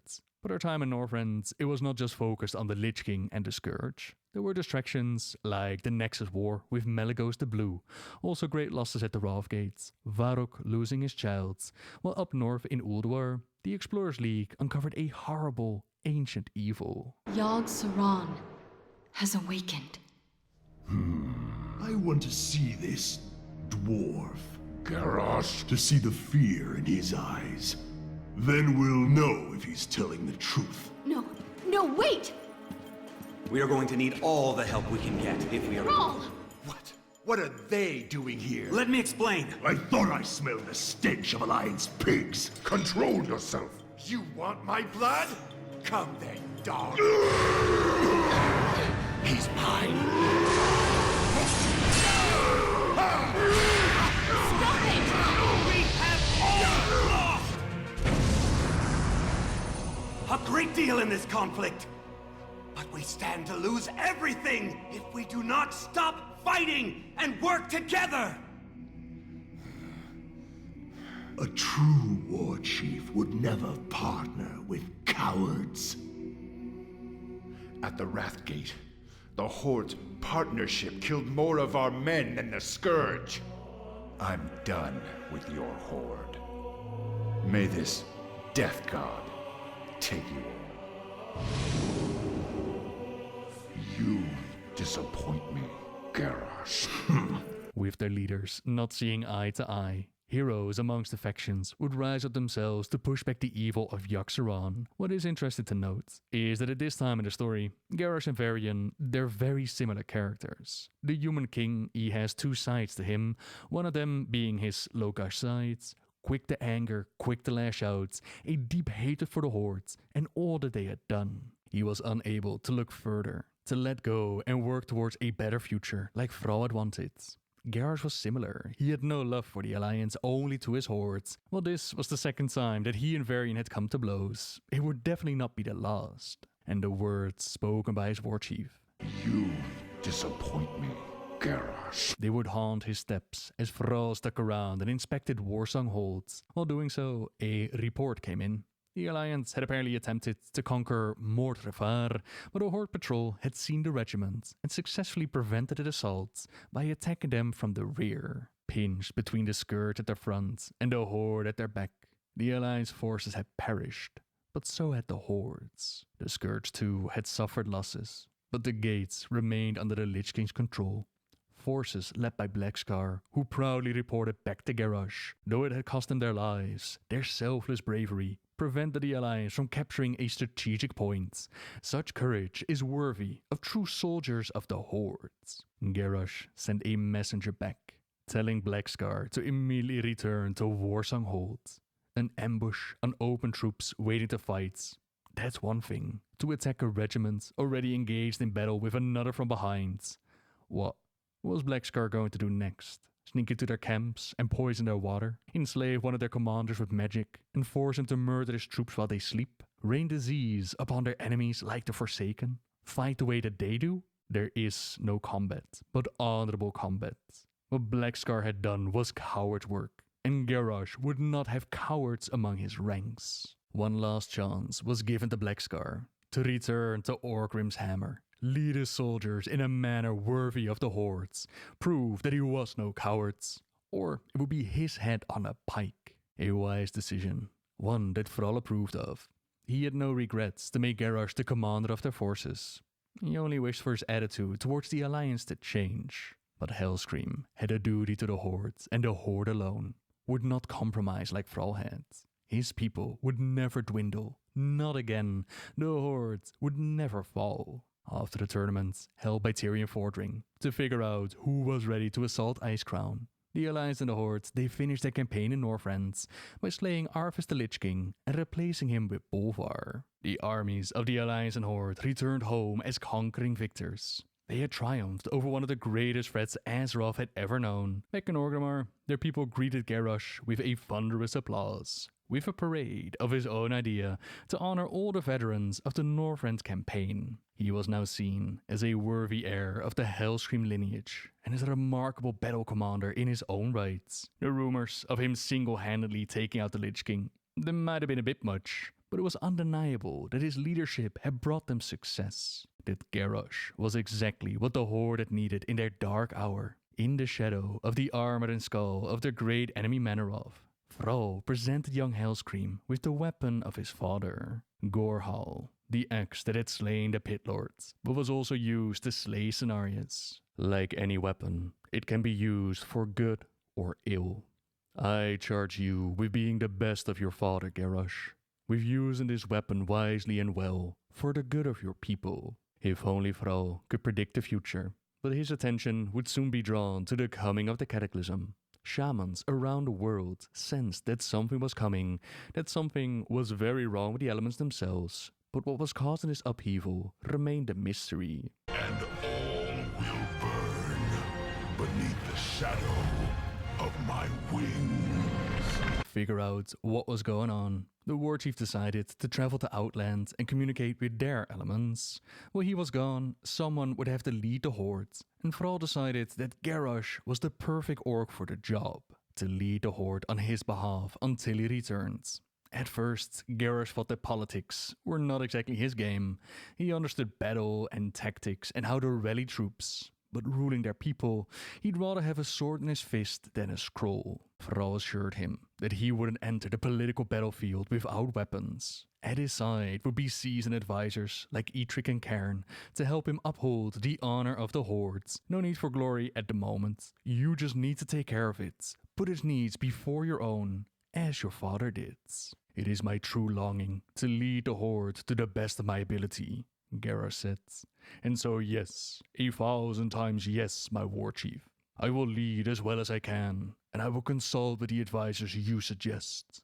I know what a tremendous honor you do me, and I will strive to be worthy of it. Ancestors, Thrall thought as he watched Garrosh stride away. Chest swelled with pride and pleasure. I pray that I'm doing the right thing. This right here is a critical moment for the story of Garrosh and the Horde as a whole. As news spreads about Thrall's choice, people like Cairne could not believe their ears. Surely Thrall wasn't about to hand over leadership to this arrogant blusterer to guide them in this time. There were definitely good elements to Garrosh. Cairne could see it, and with time, those seeds would perhaps take root in Garrosh's soul.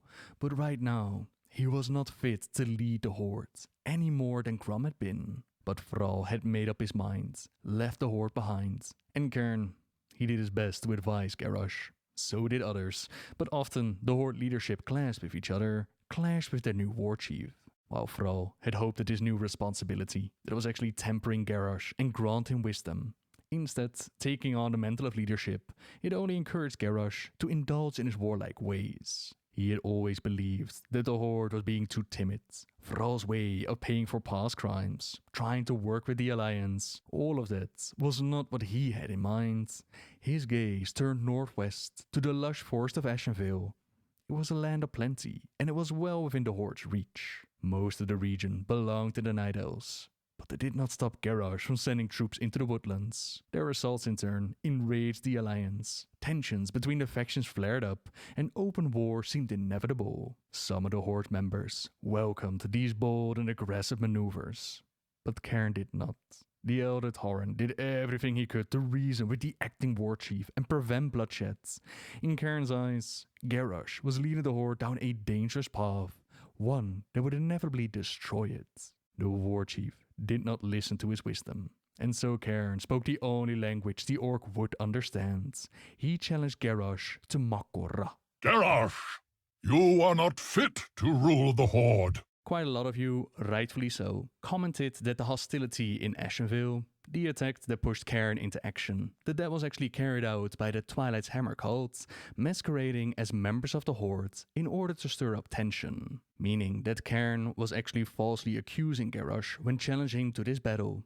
Now, this is true when we go by the story told in The Shattering, a novel released in 2010. The story back then was indeed a peaceful meeting between Tauren and Night Elf druids. This was then disturbed by the Twilight Hammer that made it look like Garrosh instigated the attack. News of this reached Cairne Bloodhoof, and the duel followed. However, Chronicles Volume 3, released in 2018, it makes no mention of this. Rather, it goes to the explanation that I gave you in Part 2.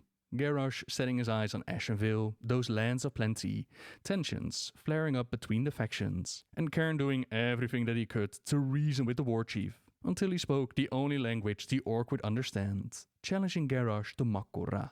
Before a crowd of onlookers, the Tauren and the orc fought for the future of the Horde itself. On one side stood the promise of a peaceful future, on the other the promise of blood and conquest. It was blood and conquest that won that day, but not because Garrosh was the better fighter. Despite their age difference, Cairne's knowledge and expertise outplayed Garrosh at every turn, playing into his bloodlust, his hot-headedness.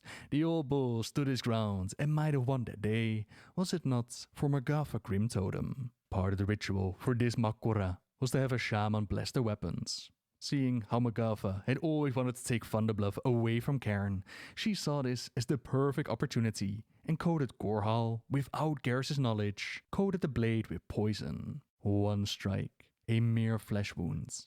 That was all it took. Cairne blinked. His vision was blurring. Had he gotten dust, or sweat, or blood in his eyes? He took a precious second to wipe the back of his hand across his eyes, but it aided nothing. His hand shook as he lowered it, and his legs, they felt weak. Stunned, he stared at Garrosh. The orc was sweating profusely and breathing hard. As Cairne watched, Garrosh gripped the axe and met Cairne's gaze. Cairne clutched his own weapon. It weaved in his hands. It felt so strangely heavy. And then he knew exactly what had happened to him. And so I, who have lived my whole life with honor, die betrayed. Having Garrosh do her dirty work, it allowed Magatha to seize Thunderbluff and seize control. But her victory was not absolute, and it didn't last for very long. Cairne's son, Bane Bloodhoof, he found aid in Faramore, financial support from Jaina Proudmoore to retake a city. Magatha's betrayal, her use of Garrosh, it was whispered and rumored, and the Warchief wasn't exactly happy. So it was that when she asked for his aid, it was denied with a letter, which said, "Unto Elder Crone Magatha of the Grim Totem, acting Warchief of the Horde, Garrosh Hellscream, sends his most sincere wishes for a slow and painful death. It has come to my attention that you have deprived me of a rightful kill. Cairne Bloodhoof was a hero of the Horde and an honorable member of a usually honorable race. It is with disgust and anger that I discover you have caused me to bring about his death through accidental treachery. Such tactics may work well for your renegade, honorless tribe and alliance scum, but I despise them. It was my wish to fight Cairne fairly and win or lose by my own skill or lack of it. Now, I shall never know, and the cry of traitor will dog my steps until such a time as I can sport your head on a pike and point to you as the real traitor. So, no, I will not be sending any true-hearted orcs to fight alongside your treacherous, belly-crawling tribe. Your victory or your defeat is in the hands of your Earth Mother now. Either way, I look forward to hearing of your demise. You are on your own, Magatha, as friendless and disliked as you have ever been. Perhaps more. Enjoy your loneliness. And with that, Garrosh washed his hands of her foul treachery, and Bane took back the city. Following his father's wisdom, he decided not to execute her. Exile would be Magatha's fate, and for those that remained at her side. This, the young Tarn believed, was the best way to honor his father's wishes, to put the needs of their people before his own desire for vengeance. This mindset, it also helped him to get past the Mak'gora between Garrosh and Cairne. He held no massive love for Hellscream, but for the sake of his people and for the sake of the Horde, he gripped his Warchief's hand and pledged the Tarn's loyalty once more. Garrosh, Cairne was my brother! Thrall's decision to make Garrosh the acting Warchief, it had caused him the life of one of his closest friends and allies. He'd been wrong to put his faith in Garrosh, and he blamed himself for all that had come to pass. But Argoel had learned much about what was to come, was now on a journey of saving the entire world, so he couldn't exactly come back as Warchief, and Garrosh was left in charge. Under his leadership, the Horde's aggression accelerated, which actually made a whole bunch of people happy. It was a change from Thrall's leadership, without a doubt, but his new Warchief quickly became a fan favorite. His war campaign, it took the Horde into Ashenvale, these lands of plenty, where Garrosh's brutal tactics, like deploying the Magnetar taken from Northrend, forced to fight for them because they held the children hostage. It almost secured their victory. Just a bit unlucky that around this time, Varian Rin was dealing with his inner turmoil, where before, he and Garrosh were quite similar. Now he was actively working on reining in that aggression that he had inside. Gangramain and the Gilnean Worgen, they wanted to rejoin the Alliance. They guided the King of Stormwind through his own ritual, which ended with Varian becoming the champion of the wild god Gul'dan, leading the Worgen forces to aid the Night Elves in Ashenvale. Once more, Varian and Garrosh clash blades, the king disarming and wounding the Warchief. Having a demigod on your side, it helps quite a bit, and the Horde was forced to retreat, literally pulling Garrosh off the battlefield. No matter. One battle lost, it did not mean the end of the war. Garrosh pushed forward with their campaign, assaulting more territories, while also dealing with his fellow leaders and commanders amongst the Hordes. The new Warchief, he had vision and ambitions for his faction, all the while remembering the lessons of the past. There's no combat, but honorable combat. So when the news reached him that Overlord Kromgar had ended their campaign in the Stoneteller Mountains by bombing Taldera Grove, the Warchief decided to pay them a little visit.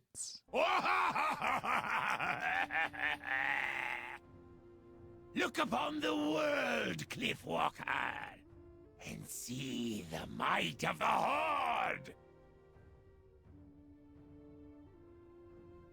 What have you done, Kromgar?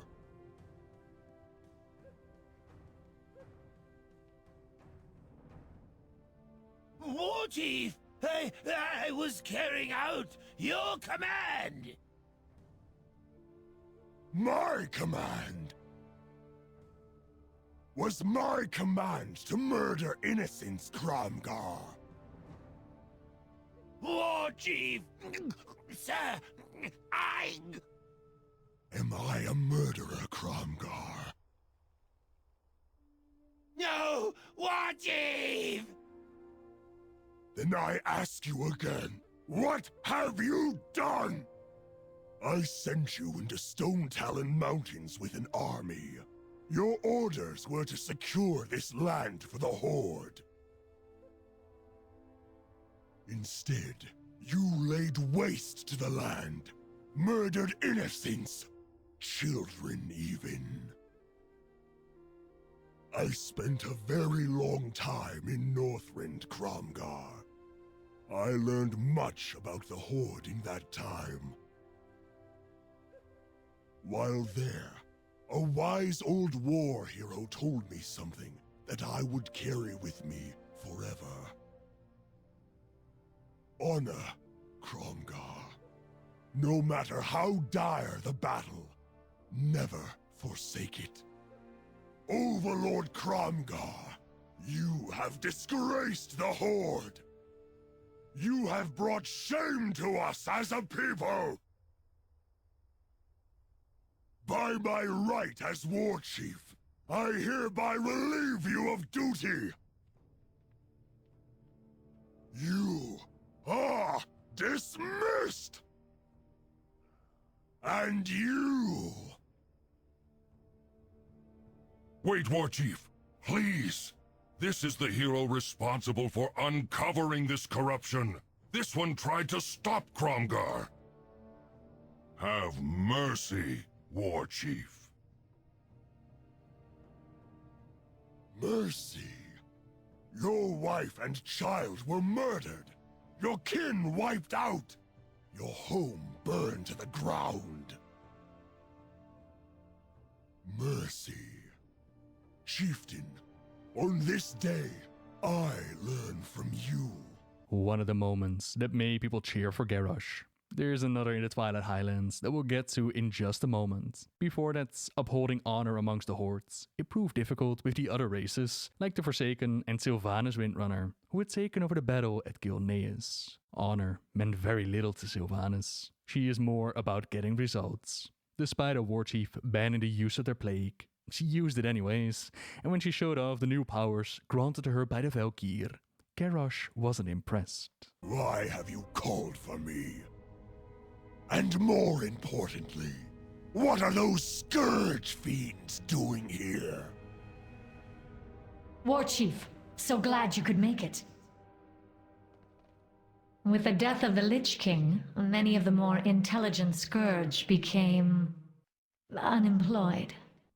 Those fiends, as you so delicately put it, are called Valkyr. They are under my command now. And they are part of the reason that I asked to see you. Get on with it, Sylvanas! Very well, Warchief. I have solved the plight of the Forsaken. As a race, we Forsaken are unable to procreate. With the aid of the Valkyr, we are now able to take the corpses of the fallen and create new Forsaken. Agatha, show the Warchief!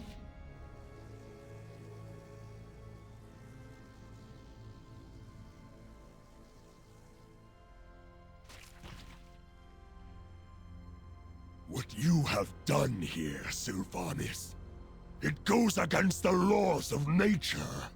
Disgusting is the only word I have to describe it. Warchief, without these new Forsaken, my people would die out. Our hold upon Gilneas and Northern Lordaeron would crumble. Have you given any thought to what this means, Sylvanas? What difference is there between you and the Lich King now? Isn't it obvious, Warchief? I serve the Horde. Watch your clever mouth, bitch! Grommash, you stay behind and make sure the Banshee Queen is well guarded. In Orgrimmar, Garrosh had decided to evict the majority of the non-orc races from the center, believing only the orcs possessed the strength to truly defend their city. The advisors left behind by Thrall, they were more and more realizing that they were talking to a wall. The discussion between Vol'jin and Garrosh, it pushed the Darkspear out of the city and nearly out of the hordes. Don't talk back to me, troll. You know who was left in charge here. Haven't you stopped to ask yourself why Thrall chose me instead of you? There be no question why, Garrosh.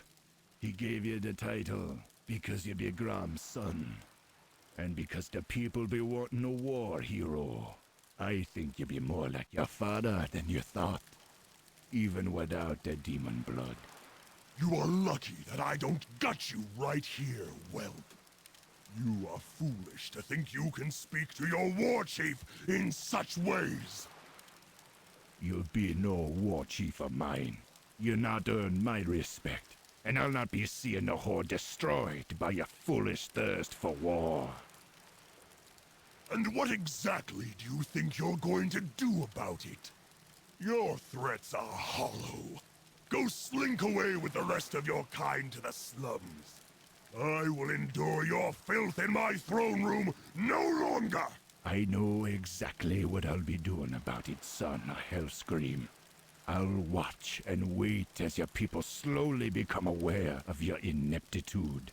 I'll laugh as they grow to despise you, as I do. And when that time comes, that your failure is complete and your power is meaningless, I will be there to end your rule, swiftly and silently. You will spend your reign glancing over your shoulder and fearing the shadows. For when the time comes, and your blood be slowly draining out, you will know exactly who fired the arrow that pierced your black heart. You have sealed your fate, troll. And you yours, war chief. Some left, while others joined, like the goblins with their leader Gallywix, or the Shadowspear trolls recruited to aid with their campaign in Darkshore. The Cataclysm carried on with not just the Alliance and the Horde fighting each other. There was also the bigger threats of Deathwing and the Old God's plans with the world, which required some attention as well. Both sides ventured into the Twilight Highlands to take care of the Twilight Hammer cult. Fleets of airships blotted out the sun, laden with war machines and soldiers. But our entry into the Highlands, it wasn't just smooth sailing. Fellow warriors of the Horde, hear me now! Ahead hides our foe, worshippers of chaos who seek to remake the world. A new world is coming, friends, but it is not the world of their design.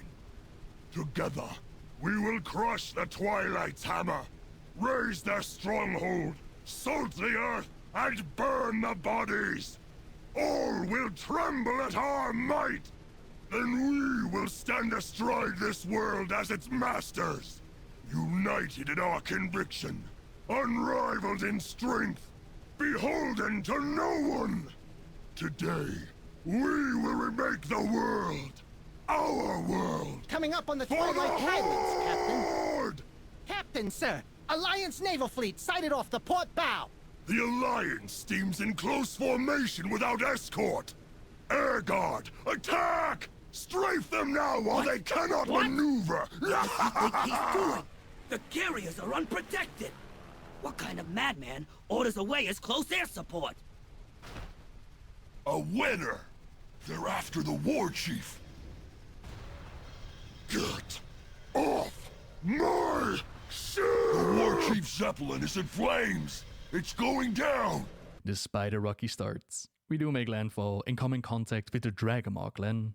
They were actually part of the very first Horde. Quite a long story involving the enslavement of Alexstrasza, the Red Dragon aspect, and their flight. These days, the Dragonmaws are led by the fell orc Morgor, but a bit of persuasion on our part, a bit of murder to get rid of this corrupted orc, it replaces him with Zayla. Wherever the Horde takes us, we will keep our heads high and our blood pure.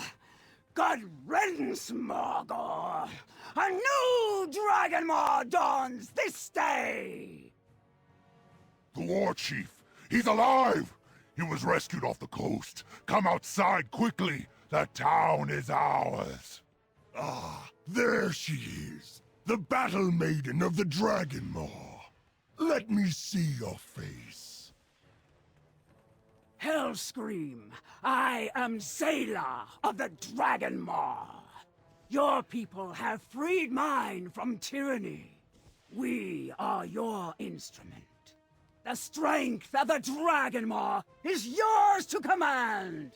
For the Horde! Blood and honor, hero. The Horde welcomes you. Your people will be put to the test as we obliterate Twilight's hammer and lay claim to this distant shore. And so they did. Their adventures together, forming a close bond between Garrosh and Zayla. If they ever wanted to add a secret child of Garrosh to the story, Zayla would be your best bet. That's never been stated though. In this moment, the Twilight's hammer in the area, they were defeated. And eventually Goel and the Aspects and the world of Azeroth, they were able to stop Deathwing and the Old God's plans. You are Azeroth's true guardians, and the future of this world is in your hands. For the dawning of the Age of Mortals has begun. The damage inflicted to the world, it meant that Goel stayed with the Earthen Ring to heal Azeroth. That also meant that Garrosh stayed on as Warchief of the Horde, and this dawn of the Age of Mortals. It was his time to push forward with their plans of dominance and conquest.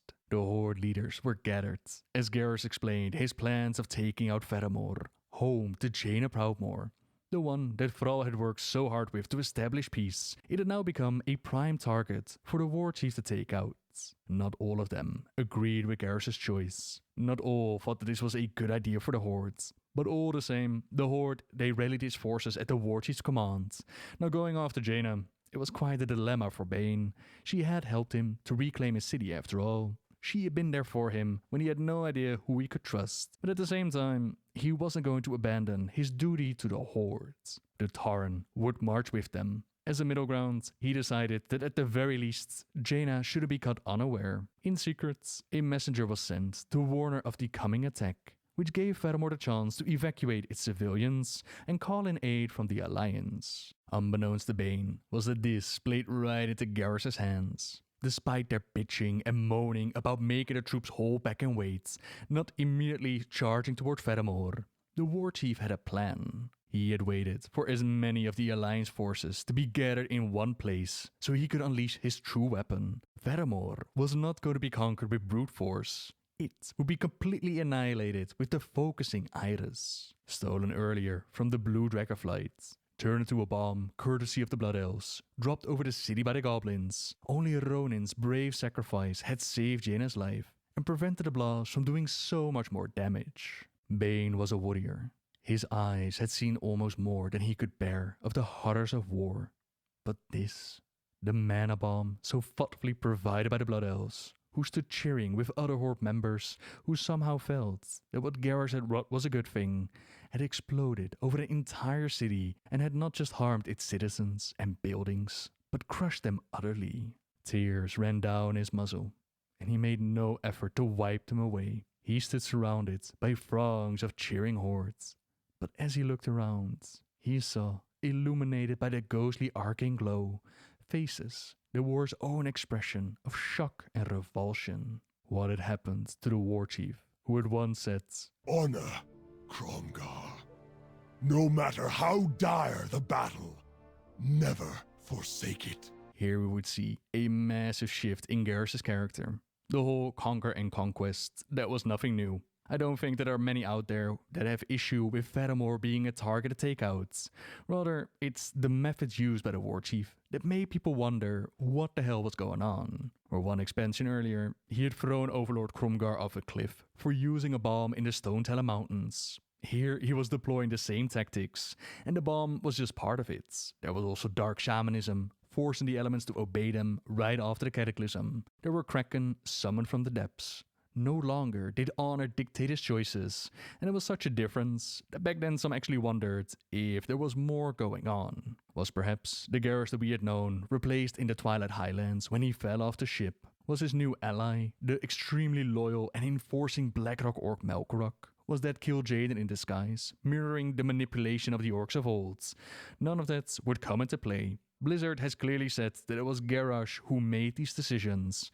No Old God influence or Legion manipulation. The conflicts with the advisors left behind, and slowly filling up his inner circle with those in line with his vision for the future.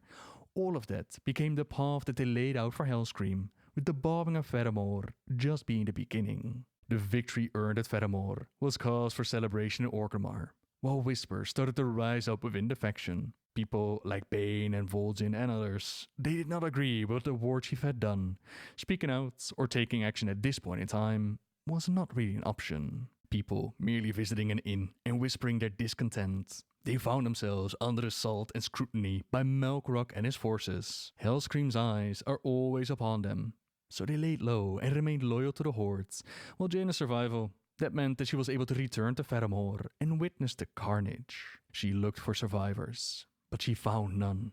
The peacekeeper, the diplomat that she used to be, that was murdered by Hellscream. Now there was rage that took hold of her heart, and while there were no survivors to be found, she did encounter a group of orcs poking around the debris, laughing to each other, looting of the dead. No one can protect you. Kill the Proudmoore wench, and bring me that Your bomb! people are despicable cowards, Orc. You're nothing more than rabid dogs, and you will be put down! Brave words, mage.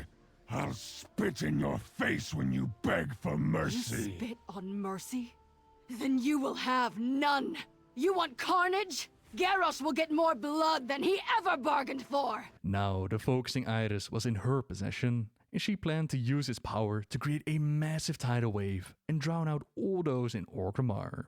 Goel and the Blue Dragon Caligos, they were able to change her mind, convince her to not become another Arthas. Instead, she decided to use the Waters Gathered to help the assembled Alliance fleets. They were fighting against Kraken, who were dealing massive damage to the ships. But the Warchief did not just send the creatures of the deep to do his fighting. He too, Gorehal in hand, jumped into the fray, once more clashing blades with Varian. 3 times they had done this dance now. Garrosh wanted to end it, but their battle was interrupted by a Kraken, and Jaina's tidal wave secured victory here for the Alliance. But Warchief Garrosh was far from done though. In his mind, he was simply thinking too small. It was no longer just about taking over Kalimdor. They had to crush the Alliance utterly, wiping their filth off the face of Azeroth. More ships, more weapons, more elementals and beasts and demons obeying their commands. Garrosh Hellscream, said Bane calmly. I ride now for Mulgore with my braves. There are far fewer of them than when I rode out to answer the call of the Warchief of the Hordes. My loyalty to the Horde is deep, and you cannot gainsay me on that. But know this, I fight for the true Horde, not one that utilizes methods both unnecessary and shameful. There must never be another Faramor, not if you wish the aid of Bane Bloodhoof. Garrosh stared at Bane with narrowed eyes and a slight smirk that Bane could not interpret.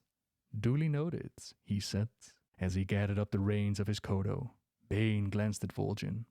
The troll looked at him sadly and gave a nearly imperceptible shake of his head. Bane nodded slightly. He understood Vol'jin's reasoning. It was the same as Bane's own. Vol'jin needed to protect his people from the wrath of an offended Garrosh. A world war. As Bane headed west, toward home and the serenity of the rolling plains of his beloved Mulgore, he could not decide if Garrosh was mad with power or simply mad. After the cataclysm and the bombing of Faramor, a new land was discovered. I am pleased to report that the battle at sea goes well, Warchief. Our forces report decisive victories off the coasts of Daenerys and Tol Barad. Alliance blood spills. This pleases me, General. There's more. I received word that our southern fleet engaged an Alliance envoy. We chased the royal flagship until it ran aground. Aground? Where? Apparently they found a massive, uncharted landmass, shrouded by dense mists. And you let the Alliance get there first? Redirect the invasion fleet.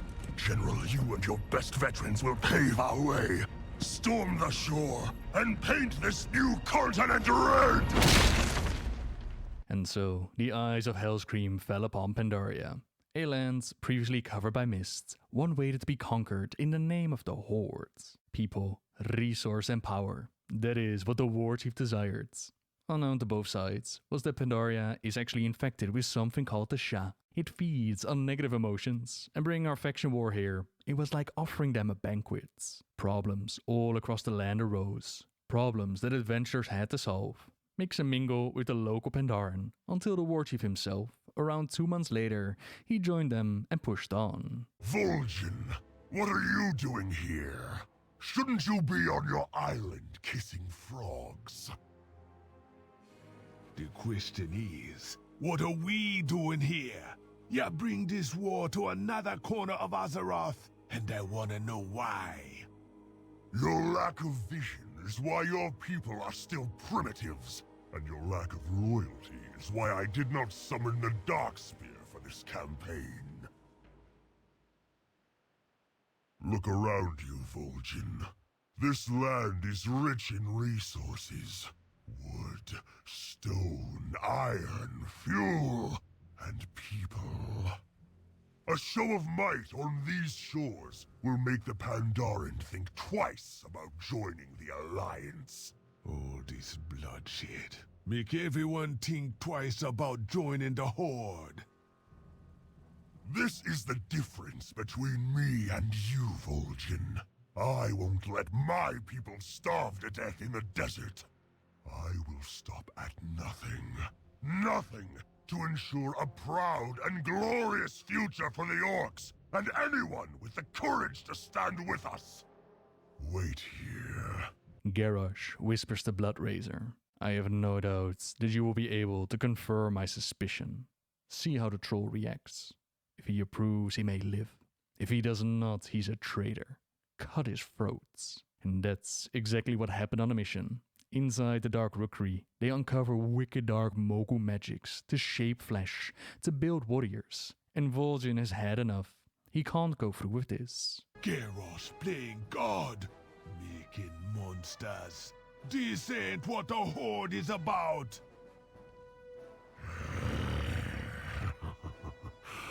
He knew you were a traitor! The Warchief will annihilate his enemies! The troll nearly lost his life here, but were able to fight a way out. He decides to lay low for a while, discover what it means to be a horde, to be a family, and eventually return for the Darkspear Rebellion. Before that moment, we saw the Warchief abuse the Blood Elves in the search of the Divine Bell. This ancient Mogu artifact. It allowed them to empower their warriors and strike fear into the hearts of their enemies. A weapon that Garrosh very much desired. One that the Alliance was keen to keep out of his hands. And at first, it seems like they're successful, able to track it down before the Horde got their hands on it. With the aid of Jaina, now leader of the Cairne, they managed to hide the bell away, only for the Sun Reavers to be used by the Warchief and steal the mighty artifacts. Jaina finds out about this, and all hell breaks loose in Durotan. The Purge of Durotan they call it, but Garrosh didn't care. He got his prize, and as a bonus, the Blood Elves, who'd been thinking about leaving the Horde and rejoin the Alliance, they were now forced ever closer to Hellscream's Horde. We Sindori will take our future into our own hands. And get this damn thing out of my sight. Hellscream bought his treasure with the blood of my people. I hope it destroys him. My lord, you would make a fine Warchief. It may come to that. Bring me my blades. The next move is mine. Horde heroes are invited to witness the ring of the bell, Garrosh experimenting with its powers.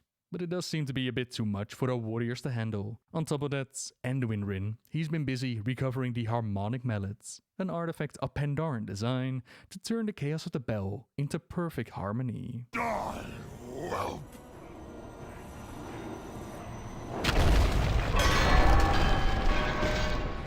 The Warchief's rage crushes the bell and nearly every bone in Anduin's body, but he doesn't kill him.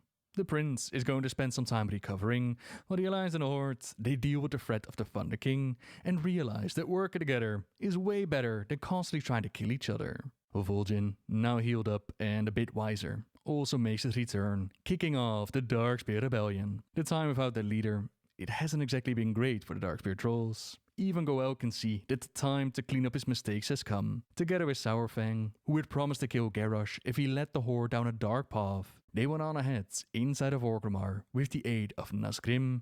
But Garrosh, he's been quite busy during his time as Warchief, and perhaps it's already too late. It thirsts. Bring it to the pools.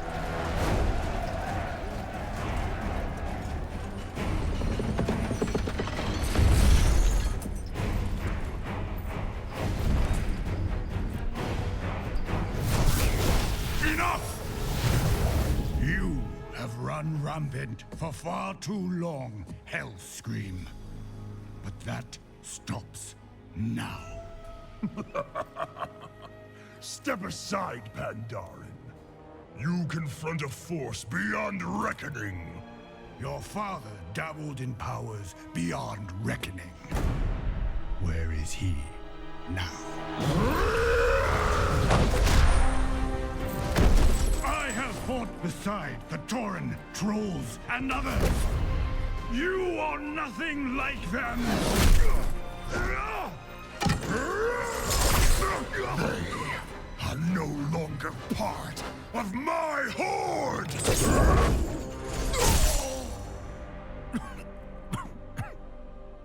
The world will hear of this. They will come for you. Yes, I'm counting on it. The armies of the world will come for me. And within my fortress, they will face all the terrible creatures I have wrought. The boundless power I have mastered. And one by one, they will fall at my feet. Anyone who would rise against my new horde will be impaled upon the spires of Orgrimmar! You Pandarin tried to bury your hate and your anger. But such power cannot be contained.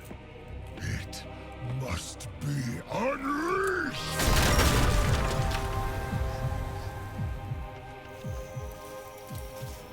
A time will come when you will answer for your crimes. I answer to no one!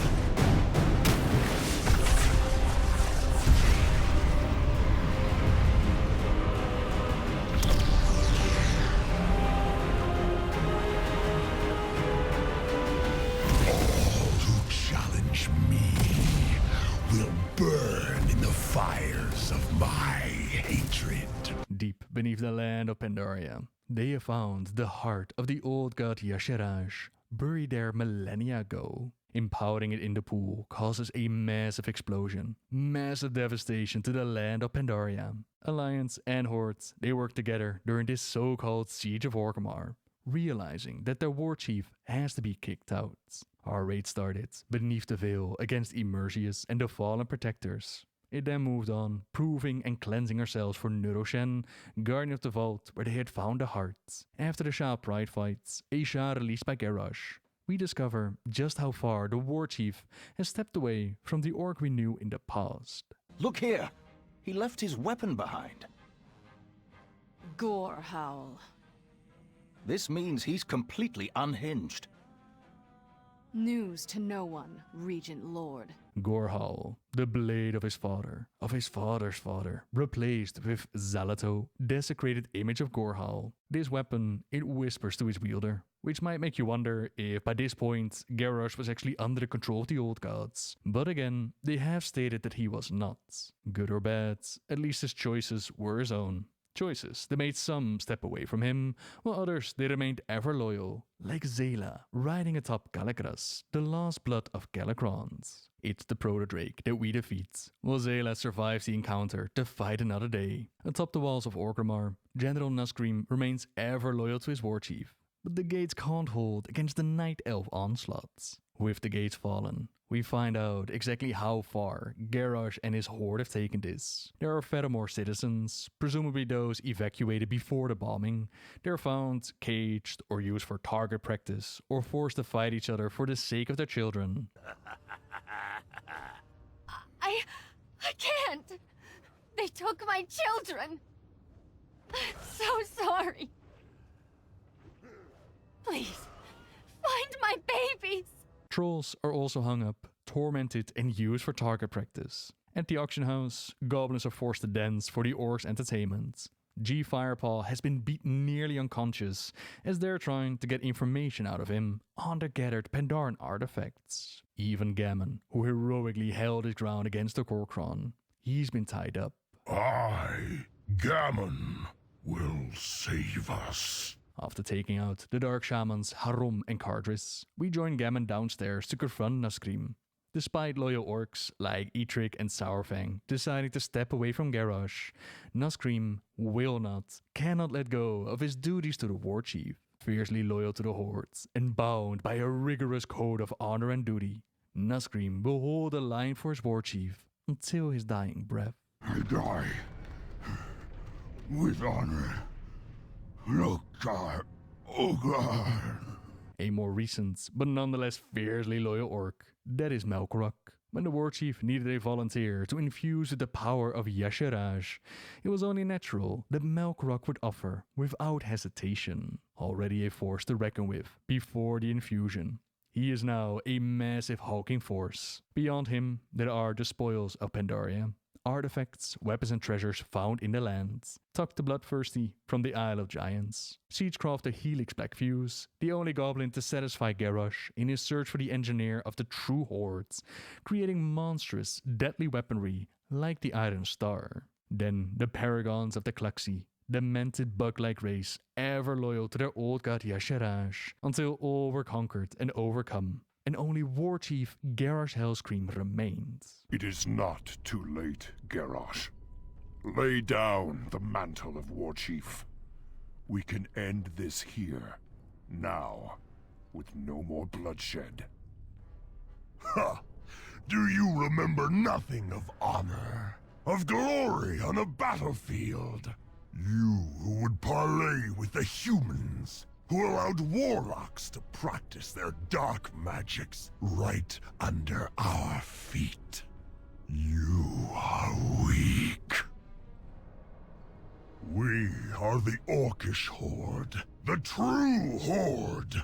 We die, bloody and thrashing on the field of battle, like true orcs should.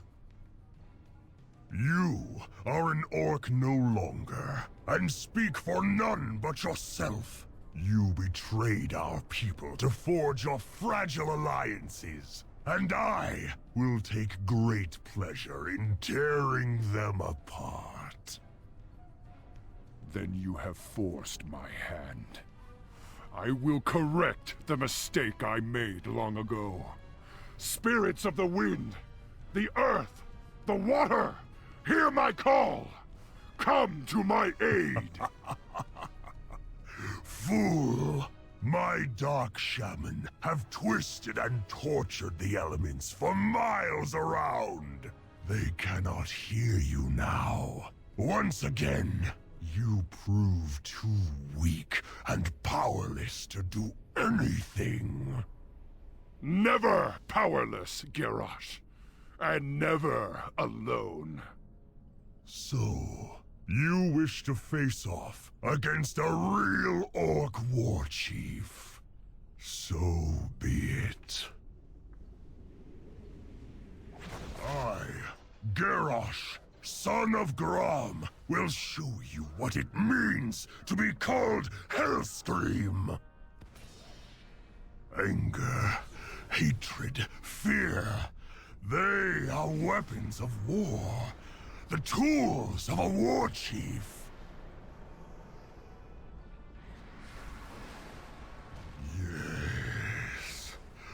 Yes, I can see it now. I can see the future of this world. A world ruled by the Horde. My Horde. The heart will be your end. While the heart of Y'Shaarj hangs above the inner chamber, occasionally empowering Garrosh further and sucking us in, his Kor'kron and Iron Stars, they race across the battlefield, coming to the aid of the Warchief. You can never leave this place. There is no way home. The true Horde will come to pass. I have seen it. It has shown me. I have seen mountains of skulls and rivers of blood, and I will have my world! More and more of Y'Shaarj's power is flooded into Garrosh. until it's time for him to show us a glorious destiny, the thing that he wishes for the most. You think you have won? You are blind! I will force your eyes open! Behold! My glorious destiny!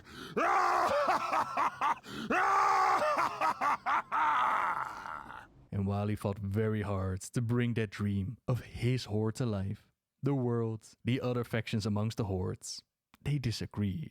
Disagreed with his vision and his methods. Garrosh is kicked out of the mantle of Warchief, while the heart of Y'Shaarj is completely drained. No!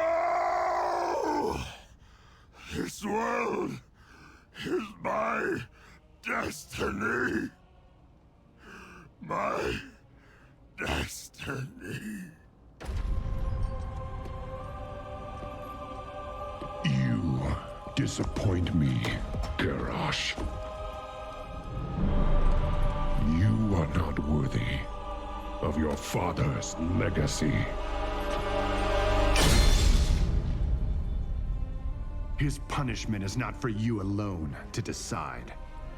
I won't let you take him. We have all suffered from his atrocities. My people, more than any other. Let him stand trial in Pandaria. There, we will mete out justice for all.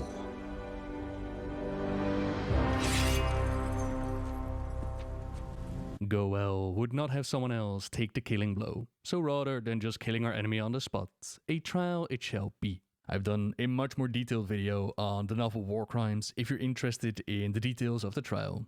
In essence, they held this trial in Pandaria, with Taranzu as judge, and the August Celestials to pass judgment. Durotan the Whisperwind was appointed as the accuser, and none other than Bane Bloodhoof tried to defend Garrosh. Now the book, it was more about recapping past events and pushing the story forward into the next expansion. We did see Sylvanas and Verisa, the Windrunner sisters, planning to poison Garrosh. Verisa, very keen on taking vengeance for her husband Ronin's death. But in between, she had a change of heart, informed Anduin that the food was poisoned, and the prince prevented his death.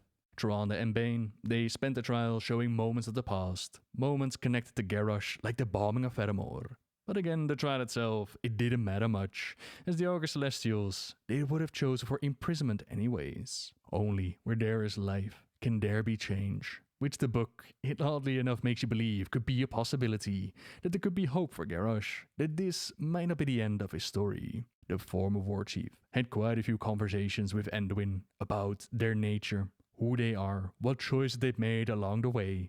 While reading this, I was really hoping that Garrosh could go through more character growth, and in an interview, Christy Gul'dan actually mentioned that had Kairos not approached him with their schemes, we might have seen a different Garrosh. Of course, there's also the behind-the-scenes bits of different teams working on his story, having different visions for the character, a different end destination. All that said though, change would not be his fate. At the end of the trial, Garrosh is given a chance to speak.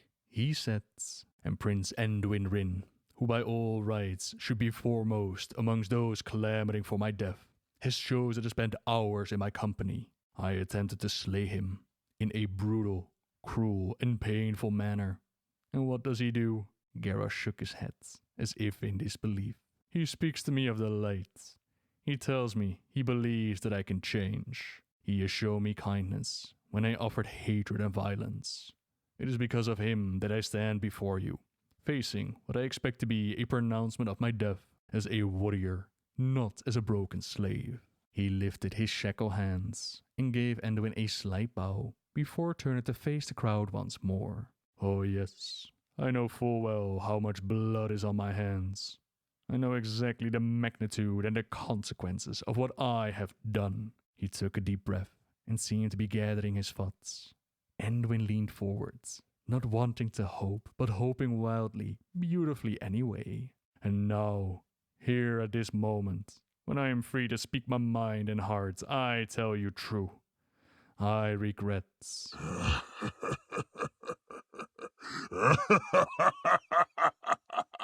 Nothing. Anduin forgot to breathe. He felt cold, numb.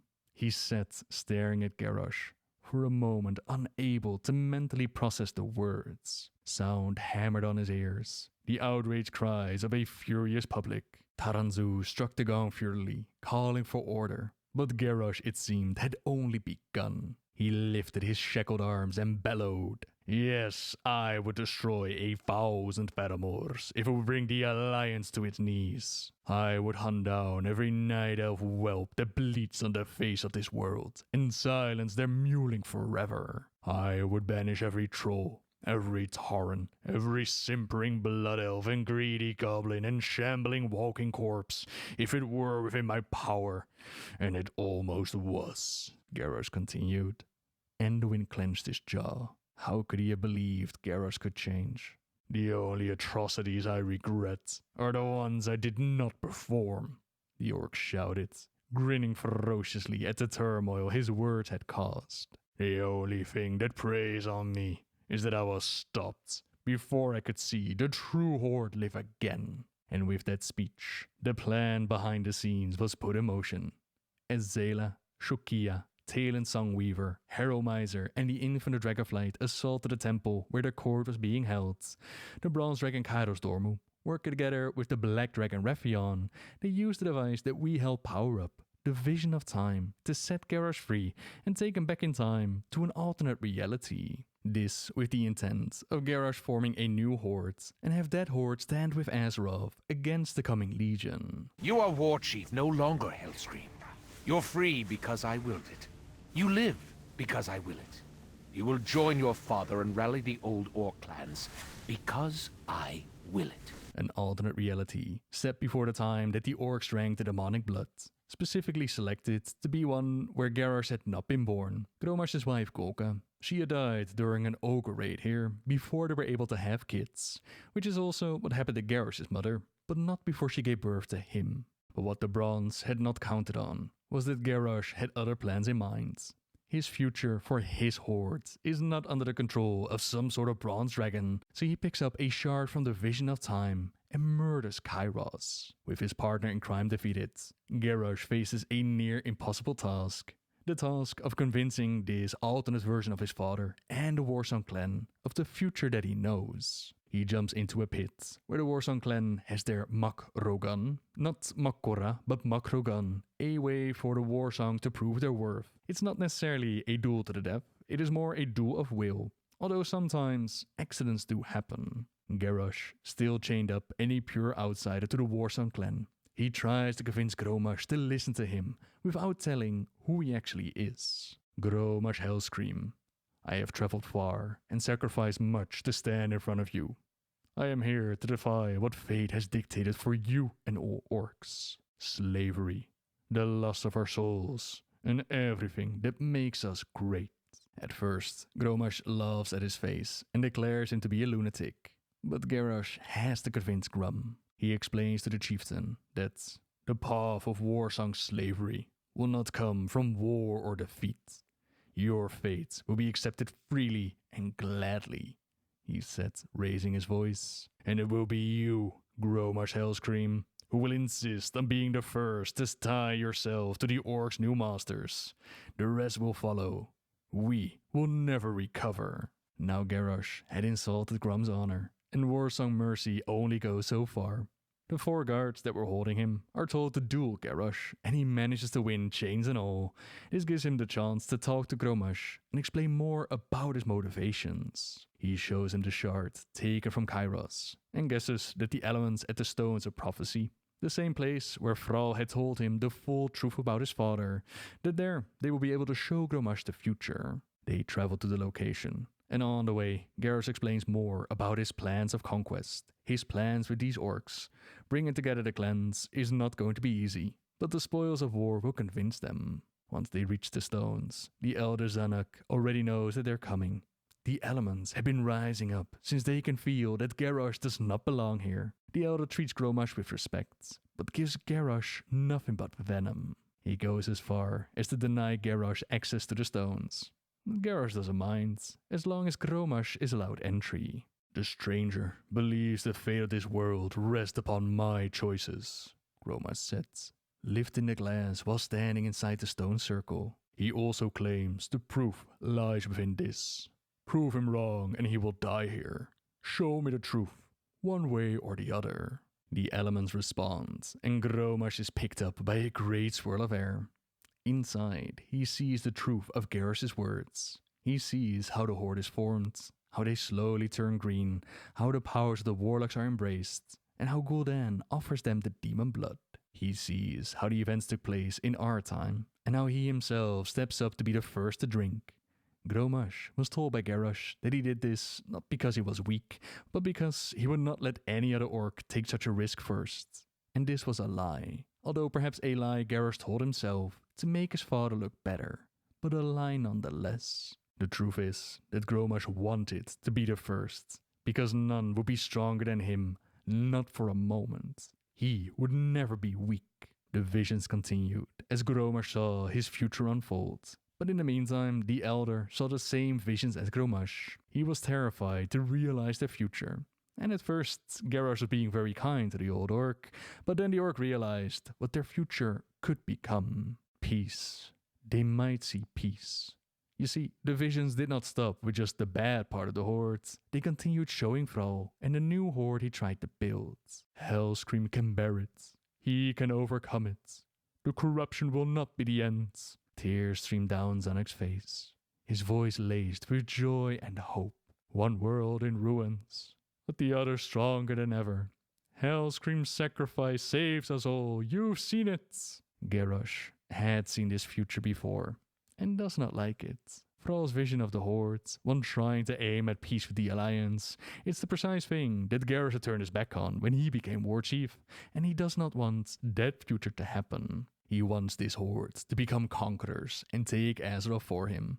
So he places his hand over the old orc's mouth and nose, and slowly suffocates the life out of him. Now Zanak won't be able to influence Grommash. Garrosh then quickly makes his way to his father, tells the guards to pull him out of there, to end the vision before Grommash knows too much, before he finds out about Thrall and the rest of the story. He lies to him about the elder shaman being killed by the vision, fearing that the same could have happened to Grommash, with only half the story in his mind. Grommash agrees to Garrosh's plans of invading Azeroth. It's not going to be easy, and they only have a few months, but they will have to convince the rest of them to not touch Gul'dan's so-called gifts.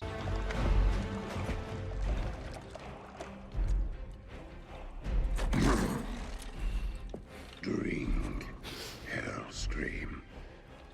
Claim your destiny. You will all be conquerors.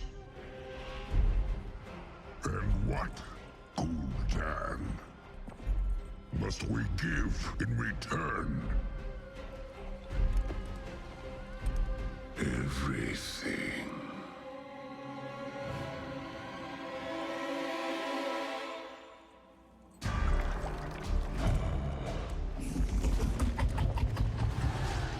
You would reject this gift.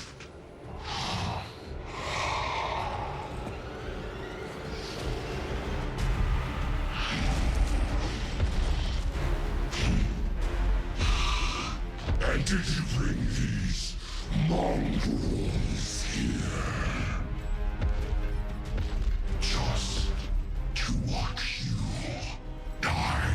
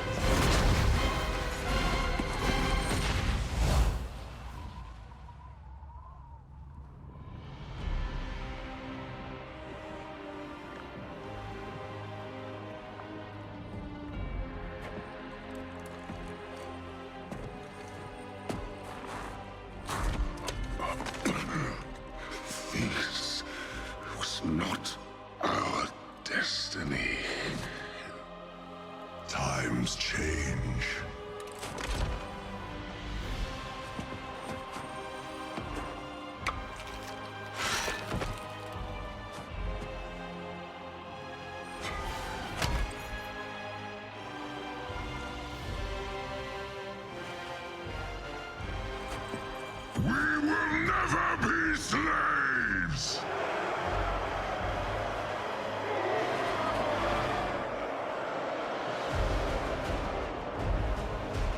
But we will be conquerors. This cinematic, it's still amazing, with the parallels of Grommash caught in the explosion. Only this time Garrosh is there to push him out of it.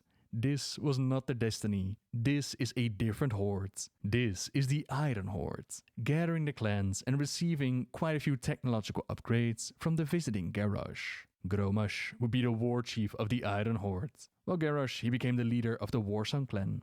The Dark Portal turned red, trying to accomplish Garrosh's goal of conquest, but Azeroth it had grown pretty strong over the years. The initial assault it quickly pushed back, and they decide to step through the Dark Portal, back in time to this alternate reality. Storm the portal! Step by step, the Iron Horde is dismantled, but to keep it focused on Garrosh, our escapee was found in a grant where he nearly ended our lives. Thankfully, there was Goel to steal the kill. Confront the mistakes of his past and challenge Garrosh to Mak'gora. Now, you die. Garrosh! Thrall! You're too late, old friend. No. No more, Garrosh. Just you and me. I challenge you to Mak'gora! Thrall. No. Very well, Shaman. We finish this alone, where it all began, at the Stones of Prophecy.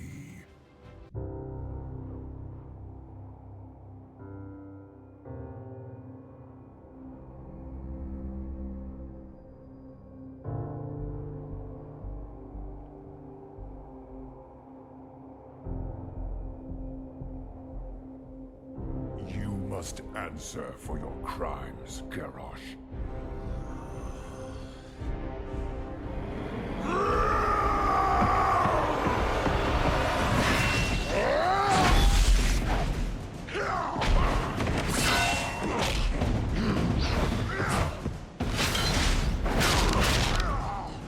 All I did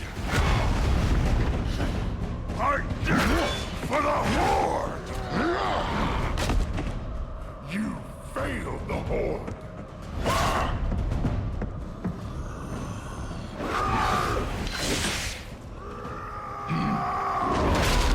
You made me Warchief! You left me to pick up your pieces! You failed me!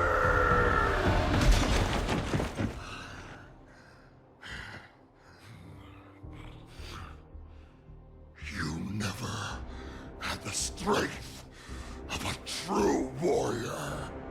I do not rely on strength alone, Garrosh. My power is all around you.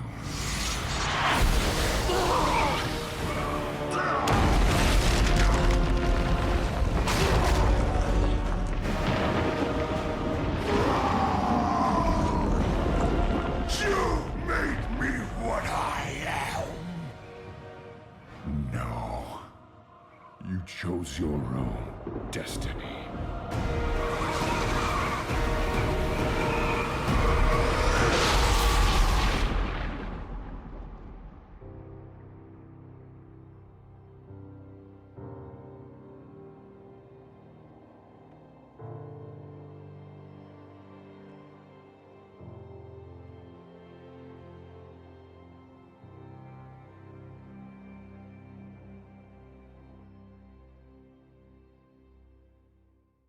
While I might have wished for a bit more character growth when it comes to Garrosh, rather than just use him to kick off the next expansion and then just kill him off. The raw emotion, the dialogue and the cutscene that sends him on his way, it is rather awesome. There are those out there that would say that Garrosh did nothing wrong, while others believe that he is evil incarnate.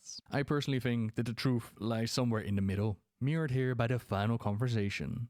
He went from an orc growing up in the shadow and knowledge of his father's worst deeds, not having a shred of faith in his own abilities, until there was Thrall who showed up and completed the story. A successful campaign in Northrend led to Garrosh taking over control of the Horde, despite voices like Cairne, like Garrosh himself telling Thrall that he wasn't ready for this, but Thrall, he had made up his mind, believing that the advisors that would surround Garrosh, that they would guide him in the right direction. A mistake, he would later realize. Their different visions clashing with the new Warchief, even going as far as threatening his life. It caused him to replace them, surround himself with those that already agreed with his vision. Therein lies one of the major differences between the paths of Varian and Garrosh. For once, they were similar.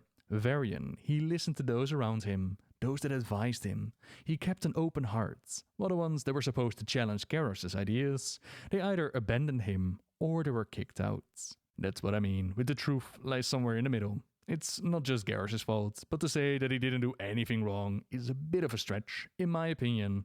That is of course very debatable, and another thing that is still being discussed to this day is the question, did Thrall cheat during the Mak'gora? My opinion is that Garrosh knew full well who he had challenged, that there's no set rulebook or referee for Mak'gora, that if Thrall had cheated by the old rules, then so did Garrosh. And at the end of the day, I don't think that's the point. It was closure. A circle of storytelling for these two connected characters. While Goel's choice here, cleaning up his mess, realizing that there is some truth to Garrosh's words, bravely saying that you chose your own destiny is only half the truth, and that emotional inner turmoil, it eventually caused him to give up the Doomhammer and pass it on to a shaman hero in their battle against the Legion. In the case of alternate Draenor, Grommash and the Iron Horde, they would be defeated.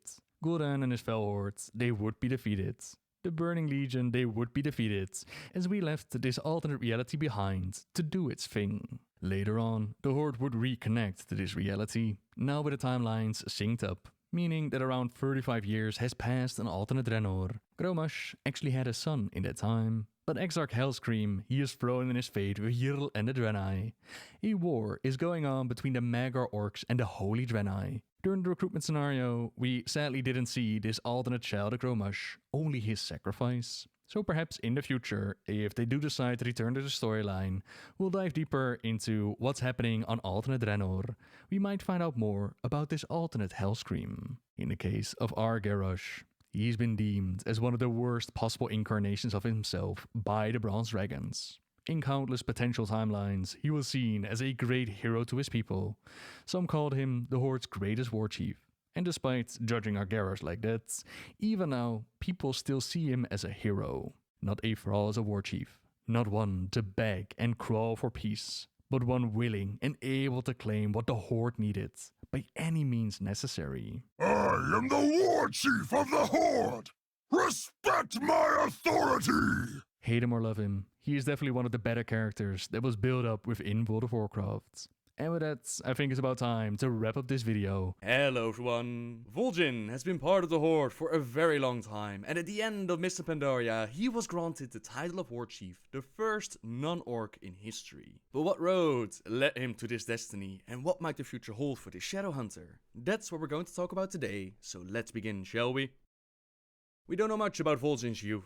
He grew up as one of the Darkspear trolls within the Darkspear tribe upon the Darkspear Islands. His best friend was Zelazane, and together they would go fishing, wrestling, building mud forts, claim their first kill together. Zelazane was the one who Vol'jin trusted with his fears and triumphs. The time that he cried over the dead pet when he was a small child, or the day that he'd beaten an older bully senseless, Zelazane had been there for all of it. His father Sen'jin was a powerful witch doctor and the spiritual leader of their people. One day, Sen'jin looked into the flames and he received a vision. Change was coming to the Darkspear tribe and Vol'jin had to get ready. For this, his father told him to travel to the part of the island called First Home. This was the place where nobody went besides Shadowhunters and fools, and Vol'jin, at this time, was no Shadowhunter. He convinced his best friend Zelazane to join him on his quest, and together they faced the challenges given to them by the Loa, ancient spirits of those who had transcended death and could grant wondrous boons or inflict terrible punishments. During their time within First Home, Vol'jin received visions of the future. He saw himself team up with Orc and Tauren, clasp hands with Warchief Thrall, and join the Horde. He saw himself fighting with his best friend Zelazane, who believed that Vol'jin was not the right troll to lead their people. He saw saw Garrosh fight Cairne in the arena and take the Horde down a dishonorable path, one that the Darkspear could not follow. All these visions and more were granted to the troll, yet they did not come easy. The Loa tested him with many trials. One of them caused Vol'jin to endure great pain, worse than the pain of a broken bone or stab wounds. Thicker and deeper than any pain Vol'jin had ever felt, it flooded his mind, making thoughts impossible. In that pain, the Loa whispered to him about the cliff nearby. The rocks down below would bring an end to the pain. It would be quick and easy, and Vol'jin realized that it was true. He could jump and end the pain instantly, or the other option was to endure the pain. So Vol'jin closed his eyes and he endured, earning the skill to see the Loa. The second trial showed Vol'jin two roads in front of him. One road led to him living the easy life, healthy and happy, with the finest jungle brew all around him and troll females dancing for his pleasure. A small golden chain stretched from one ankle to the leg of the throne. Now the other road, it led to him wounded and bleeding, surrounded by enemies and constantly fighting, always struggling. Sometimes he led the other Darkspear trolls, sometimes he fought alone, and Vol'jin laughed at the test as if the choice was difficult. He would always choose freedom, he would fight, he would strive, and perhaps never find happiness, but in the end, he would have his freedom. The Loa answered him and told him that the choice itself was not the test, but if he had hesitated even for a moment, he would have failed. Passing this test earned him the ability to hear the Loa, hear them, yet learning how to listen, that would come with time and experience. The final trial had Vol'jin fighting with something that looked like his father. He was confused, he didn't understand why his father was striking out at him, and in their battle Vol'jin's hand was shattered as the spirit simply ran away. The hand would heal in time, but the thumb would always be misshapen. He would never again throw a knife with that hand, hold a glaive, hunt or signal the attack, but there was a way to fix it. All trolls were blessed by the Loa with some form of regeneration. They could regrow fingers and toes, they could even regrow more complex parts like limbs and organs. It would take some time, but Vol'jin would be whole again after chopping off his own thumb. After doing so, another Loa appeared to Vol'jin, one that seemed younger than the others and somehow familiar. The vision of Vol'jin fighting Zelazane played out before them, and the Loa asked Vol'jin why he was fighting one of their own, his childhood friend no less. Vol'jin looked down at his stump, and it said it all. He would kill anyone who's a threat to the future of the Darkspears. It doesn't matter who it was, the tribe is everything, its future is everything, and the Loa agreed. Vol'jin did not cut off the thumb to save his life, he did it to save his future. The Darkspears must be fierce, true and endure. It will never be easy, but it's the only way. For passing the final trial, Vol'jin was granted the ability to communicate with the Loa. They would not always do what he would ask of them, but they would give him a fair hearing. He was now a shadow hunter, a master of voodoo magic with the Loa at his side. As they emerged from First Home, Zelazane knew that he would become a great witch doctor. And who knew, perhaps these visions were only possibilities. Perhaps the visions that the Loa granted them were not set in stone. They were not pieces on a board, and perhaps they did not have to fight each other. As they left First Home behind, the visions granted to them faded away. Only impressions and a few words remained. Endure, true and fierce. To Vol'jin and Zelazane, it felt like they were in there for a week, while in truth it was actually for 3 months, and in that time the visions of Sen'jin had come true. Warchief Thrall had taken his people west to the ancient lands of Kalimdor, and on their journey a sudden fierce storm forced them to seek shelter in the cove of a nearby remote island. It was there that they met with Sen'jin. Warchief, I sense strange magic all around us.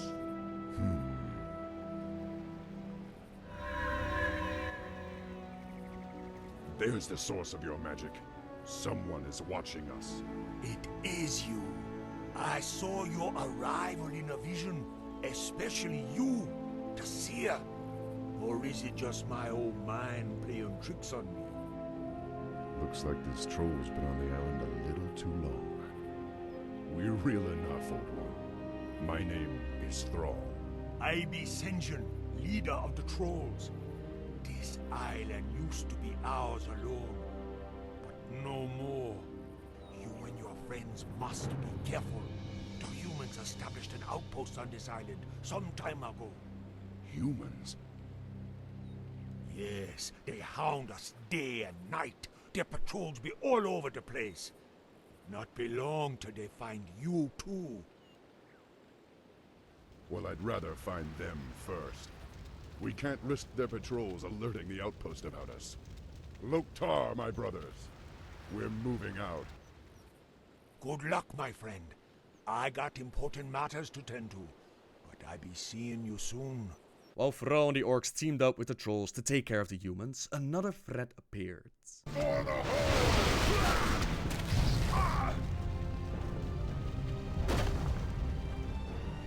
Watch your backs! This battle's not over yet. The fish creatures have come to take us away. Your meddling magics will no longer interfere with our plans, I wonder what these strange fish creatures want with us. The Murlocs used to be peaceful, but lately they've been catching us and using us for sacrifices. Sacrifices? To what? A long time ago, they started worshipping some witch. They say she lives under the ocean, and if they don't make the sacrifices, she'll destroy this island. Well, someone should have told them that orcs don't scare that easily. Now, let's get out of here.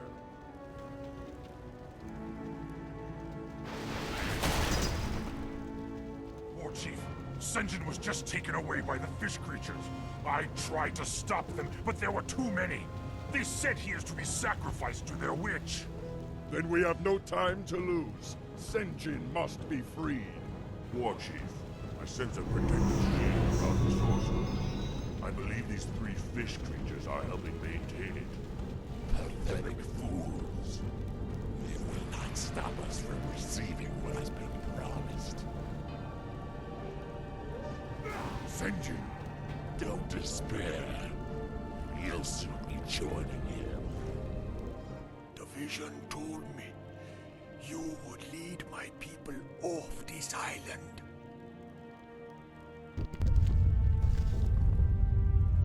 You don't have much time, young one. Go. But you and your people are coming with us. It be too late. I'm already gone. Those of you who wish to follow me will face many dangers. It will not be easy. But if you wish to join us, you are welcome. Yeah, man. Pretty soon there'll be nothing left here anyway. We come with you. They're captured by Murlocs, and even though Thrall does his very best to save him, Sen'jin is sacrificed to the sea witch that the Murlocs worship. It was around this time that Vol'jin and Zelazane reappeared after being gone for months. The news of his father's death did not come as a complete surprise, and Vol'jin took charge of the evacuation as well as his people. In honor of Sen'jin, Thrall offered the trolls a spot in his new horde, which they accepted, and while a big portion of the trolls followed Thrall on his journey, Vol'jin and some of the tribe, they weathered the sea witch's anger, gathered all the supplies that they could, and they took it with them to join their brethren around a year later in the new orc nation of Durotan. In that time, Thrall fulfilled his destiny, teamed up with several other factions, amongst them Jaina and the humans, and all of them took on the mighty Archimand and the Burning Legion. After the destruction of the World Tree, after saving the world, Jaina and Thrall decided to do their best to keep some sort of peace going. For that purpose, Jaina built up Faramore, while Thrall and his people, they worked on building Orgrimmar. Vol'jin and his Darkspear trolls, they made a home on the Echo Isles, but not everyone was ready to leave the past behind and work towards peace. During a campaign in Warcraft 3, we find out that Admiral Dalen Proudmoore, Jaina's father, he showed up to look for his daughter, while also striking out at the trolls on the Echo Isles. Rexxar, together with Chen Stormstout and the troll Rokan, they're sent by Thrall to warn Vol'jin and help evacuate his people off the Isles to the mainland, where it would be much easier for the Horde to protect them. I be Vol'jin, leader of the Darkspear tribe. It be good that the Warchief send you when he did, man. Our villages already be under attack by the human fleet. We got no time to waste. Even now, the humans' battleships be blasting away at our coastal villages. You have little chance of defeating such a force on your own, Vol'jin. You should evacuate your tribe to the mainland and unite with the Warchief's forces. Though I hate to be abandoning our homes, your plan be a wise one. However, we got to destroy those battleships before the evacuation can begin. Oh, These wily ones will serve you well, man. Their talent for destruction be mighty. We have no flying mounts, Vol'jin. We'll be useless on land.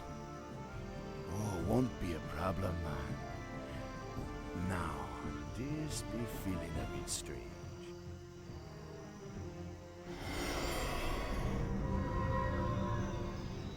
After destroying some ships and lighting some fires, Rexxar fulfills his mission and the trolls are saved, but the mission isn't over quite yet.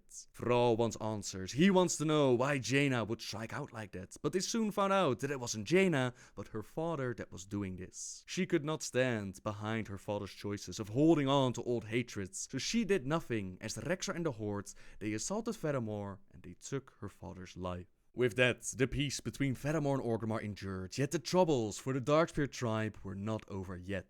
Zelazane, Vol'jin's longtime friend, he'd gone mad with power and he betrayed their tribe. With the use of dark voodoo, he robbed most of the Darkspear trolls of their free will, forcing them to obey him. Vol'jin feared that all of his people would fall to Zelazane's sorcery, so he ordered the tribe to abandon the Echo Isles and move to the fishing village called Sen'jin on the coast of Durotan. During classic World of Warcraft, adventurers were often sent out to strike at Zelazane and his forces to win back the trolls' first home on Kalimdor, but Zelazane, he was not so easily defeated. He had powerful magic under his commands, and even if adventurers were able to chop off his head and bring it back to the quest giver, after a few days the magic would wear off, revealing it to be nothing more than painted rocks, bunches of coconuts, or the head of an enslaved Darkspear troll. The true enemy was still out there, the true Zelazane, and he was doing his very best to lure more of the Darkspear tribe to enslave them into his army, and he wouldn't be truly taken care of until a few years later. Up to that moment, Vol'jin didn't do a lot for the storyline. He was present within Thrall's fortress in Orgrimmar to offer advice to the Warchief. He showed up during Brewfest to tap the keg, and he sent members of the Horde on a mission which would aid them in their assault upon Zul'Gurub and Hakar. He was also present during the battle for Undercity during Wrath of the Lich King, but he didn't actually fight in the city. Instead, they kept him outside to point members of the Horde toward Thrall and Sylvanas, and they were actually doing the fighting in the city. The Shadow Hunter and leader of the Darkspear tribe, he didn't see a lot of time in the spotlight, but that would soon all change as the time had come for the Darkspear tribe to reclaim the Echo Isles and take the battle to Vol'jin's old friend Zelazane. Zalazane's time has come. The Darkspear will have a proper home again. Be ready. You came, wise sister. The Darkspear be grateful. Hello, ma. Of course. Son of Sen'jin. Zentabra always keep her word. Vol'jin gained the aid of powerful trolls like Zentabra. She was ashamed of not being able to stop Zelazane, and she ignored Vol'jin's call when he told them to retreat from the Isles. She received a vision from the ancient raptor Loa called Gonk, who showed her that Zelazane, he had his mindless slaves kill the beast on the Isles, and Gonk wanted her to help them. After being transported to the Emerald Dream, Zentabra and some of the other witch doctors with her, they trained in the ways of the druids, and now with Vol'jin showing up again, the time had come to put their skills to use. The time has come. Warriors of the Darkspear, make ready. Then Loa walk with us. Are you ready, Vanira, Zentabra? The elements. They be walking with us too. As do the beast of these isles. Then we go. First to Bwansamdi. If we're gonna win this, we need his mojo on our side. Who be stirring up me bones? Tim's one Zamde's charges, and not to be touched. I be Vol'jin, son of Sen'jin. Here to ask your aid, O great Bwansamdi. I know who you are, Shadow Hunter. And I know what you want. But what makes you think I'm gonna help you? Ain't a wise thing calling me from the other side. I ain't asking for me alone, Great Spirit. But on behalf of the Darkspear tribe. On behalf of me people. Darkspear. It's been long time since I heard the drums. Since I drank the ritual offerings. I be watching over your death. And for nothing. Why have the Darkspear forsaken one Zamde? Huh? We were driven away, Great Spirit. Hexmaster Zalazane took the Isles from us, drove us mad, made us fight one another. The only trolls left in the Echo Isles are his mindless voodoo slaves. Zalazane. Aid us, Ponsandi. Help us regain our home. Return the Darkspear to the Isles and hear your drums again. Drink your ritual offerings once more. This as son of Sin Jin, I swear. Time to see how bad you want this, Shadow Hunter. Time to see if you be worthy. After passing Bronsamdi's trial, Vol'jin and his troops gained his support, and it's a good thing too, since Zalazane was no pushover. He lured Vol'jin into a trap, turned his fellow trolls against him, and he even raised a shield which no living being could pass. It's a good thing that Bronsamdi is no living being though. No matter, I can't be touched! No living thing can make its way through this barrier! The Echo Isles be Zalazane's to rule, Shadow Hunter! Now and forever! Who that be? Zalazane! What you thinking, taking that which be mine? The Darkspear dead are my domain, sorcerer. And now, you're gonna be one of them! No, no, no!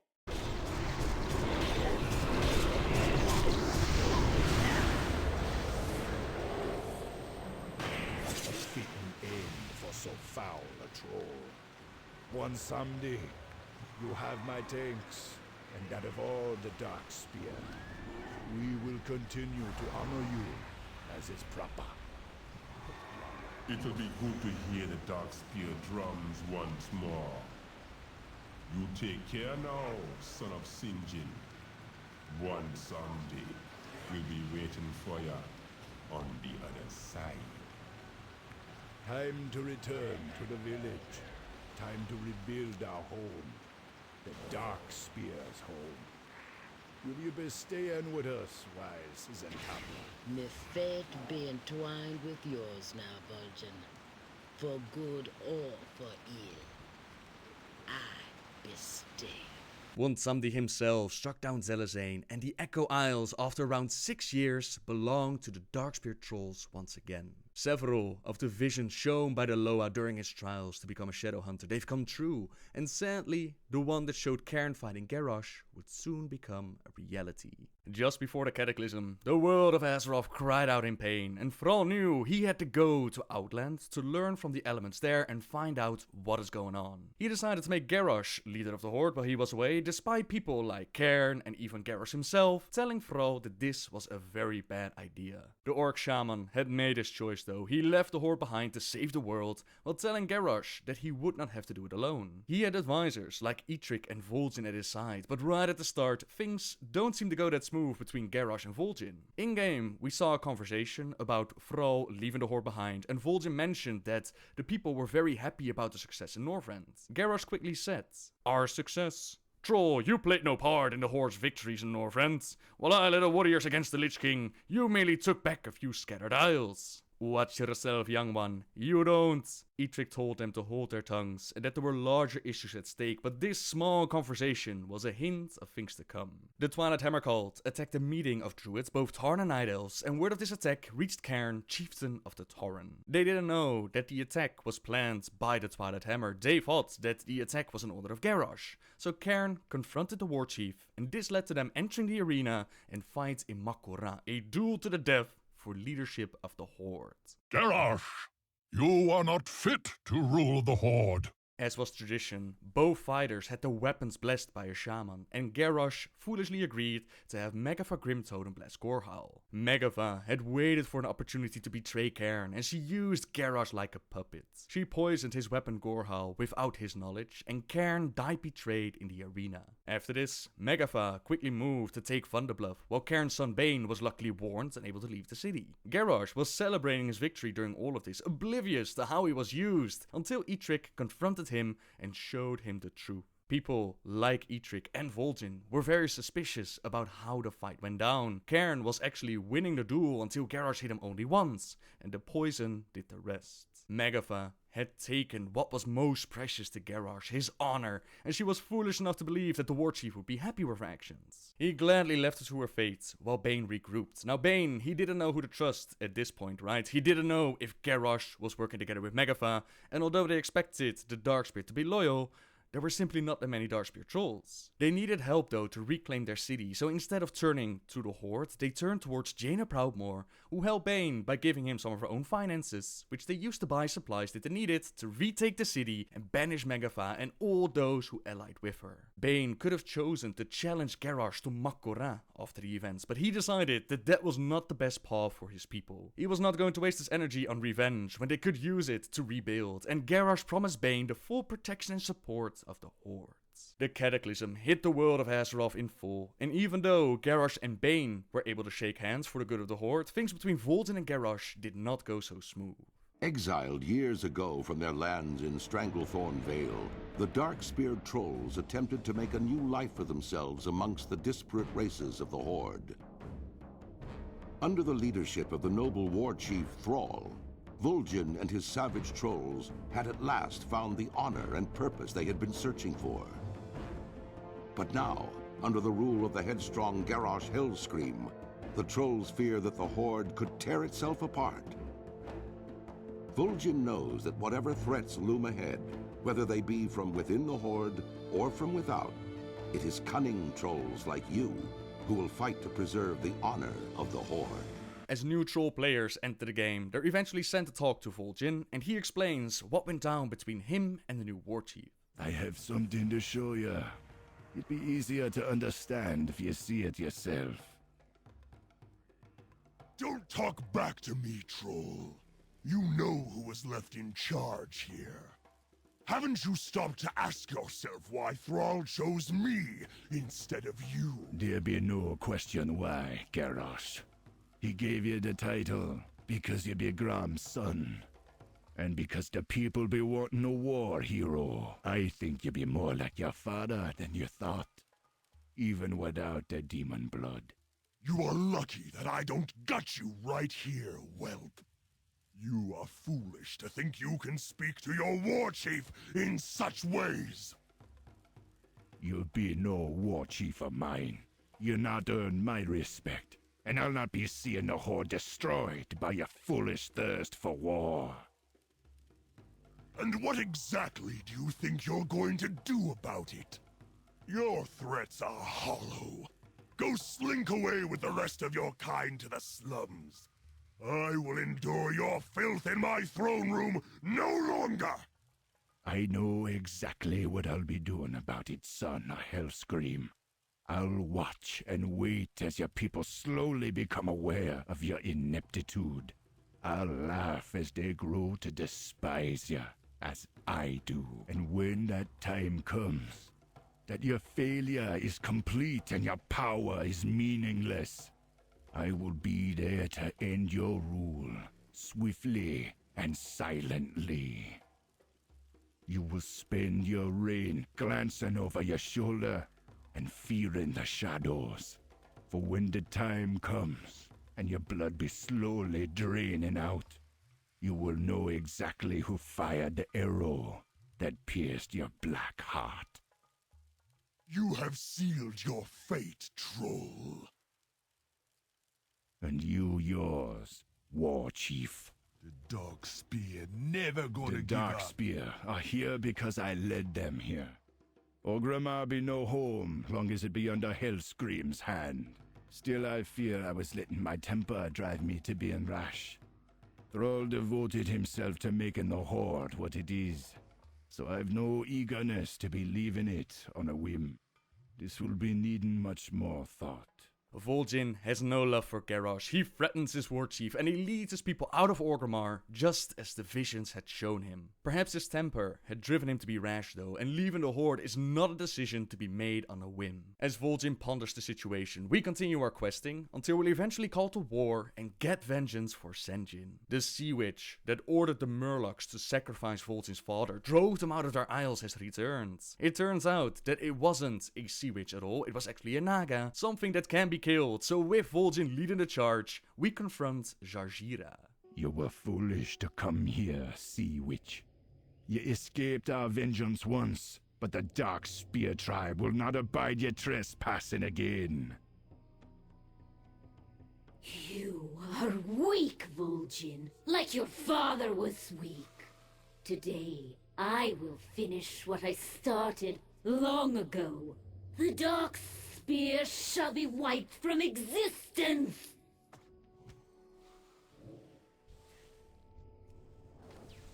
Take care of our spirits. We be handling Jarjira.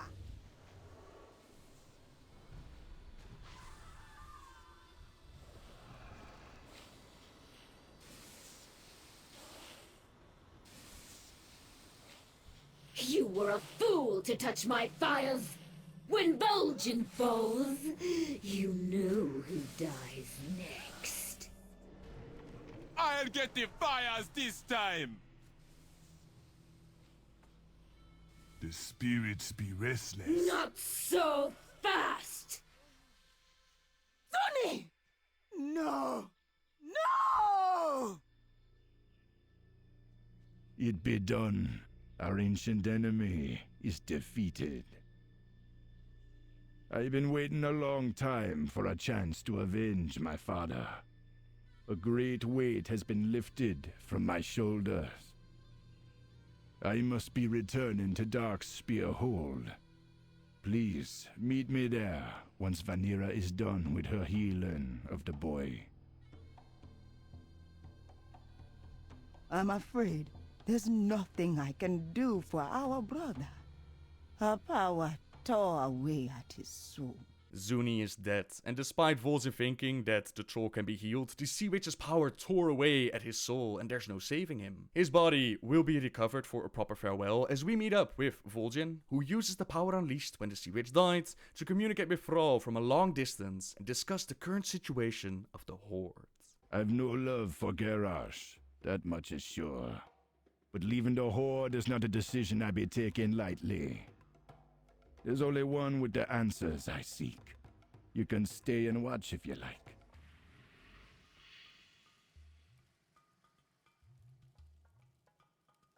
Vol'jin, it's good to see you, brother.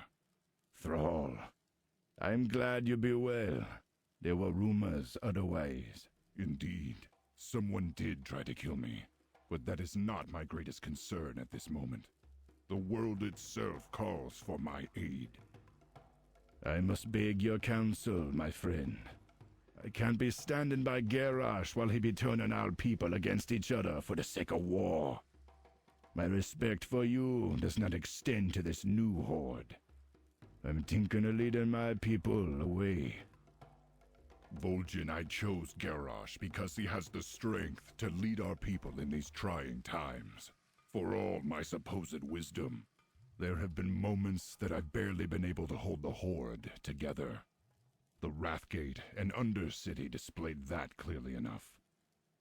The Horde cries for a hero of old. An orc of true blood that will bow to no human and bear no betrayal. A warrior that will make our people proud again. Garrosh can be that hero. I did not make this decision lightly, Vol'jin. I know our alliances will suffer for it. I know the Horde will be irreversibly changed. But I made this choice with confidence that Garrosh is exactly what the Horde needs. I'm trusting you and the other leaders not to let this divide our people. You are stronger than that. I understand, brother. I will think on this and be troubling you no further. You have a world to be saving. Thromkar, old friend. Ye be strong and proud, young blood. The Darkspear will be honored to have you fight beside him. These be dark times, but our people will be staying with the Horde for the good of all. Thrall's words be true. They always be. The Horde is much more than just a few old, stubborn leaders and a handful of heroes from Northrend. The people be crying Garrosh's name, at least for now. Still, I be hoping Thrall will return to us one day. The future right now be looking very grim and very bloody. Vol'jin and the Darkspear tribe will stay with the Horde, at least for now, and adventurers, they're sent away to join the many battles fought across the world in the wake of the Cataclysm. In the meantime, the Zandalari, led by King Rastakhan and Prophet Zul, they've come to unite the trolls into a single mighty empire. With the aid of the Zandalari, the fallen capitals of the Gurubashi and the Mari nations, Zul'Gurub and Zulaman respectively, they're already rebuilding, they're replenishing their forces for a bloody campaign to expand their territories. All tribes were invited to join them, invited to the meeting, including the Darkspear tribe. Our kind faces extinction. Trolls once ruled the mightiest empire this world has ever seen. Yet look at you now.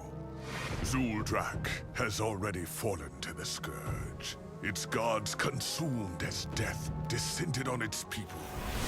Zul'Farrak, once the shining jewel of Tanaris, is now nothing but a wasteland.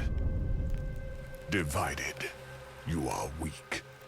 But we, Zandalari, can offer you a future undreamed of. Jinto of the Gurubashi, would you see the greatness of Zul'Gurub restored? Join us, and the Zandalari will make it so. Dakara of the Amani, summon your followers to Zulaman. Together, we will make Zul'jin's murderers weep for mercy. Brothers, hear us now! We Zandalari have returned to reclaim the former glory of our people. To see trolls retake the lands that are rightfully ours.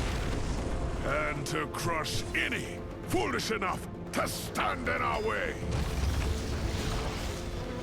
From the wreckage of the Cataclysm, the Troll Empire will rise again!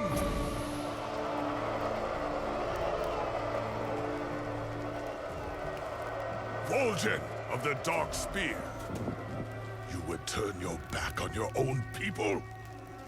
The Horde is my people. If it be war you bring, then I stand against you. So be it, Darkspear. Vol'jin will not join the other tribes in this war, and he goes around warning both the Alliance and the Horde. Now, to understand the next part in the story better, I think it's a good idea to take a step back and talk a little bit about the troll history. The earliest known troll tribe is called the Zandalari. There were different levels within their tribe. You had the poor, the rich, the powerful, the intelligent. There was a caste system in place, and over time those castes, they evolved into separate breed of trolls. Most of the Zandalari were into acquiring knowledge and preserving their history, but a significant portion wanted to conquer the world. They left the Zandalari tribe behind to create their own tribes, and the Zandalari were perfectly fine with that. They saw it as children trying out a youthful rebellion who would eventually come back to beg for the Zandalari approval. But the trolls, they did not return. Instead, two distinct troll empires emerged. You had the Amani and the Gurubashi tribes. The Amani were forest trolls, whereas the Gurubashi were jungle trolls. Now, over time, from these two massive tribes, a lot of smaller tribes would emerge. For example, the Darkspear tribe, they fall under the jungle troll category. There are more categories though. You have the ice trolls, the sand trolls, the dark trolls that eventually evolved into night elves, who became high elves, who become blood elves.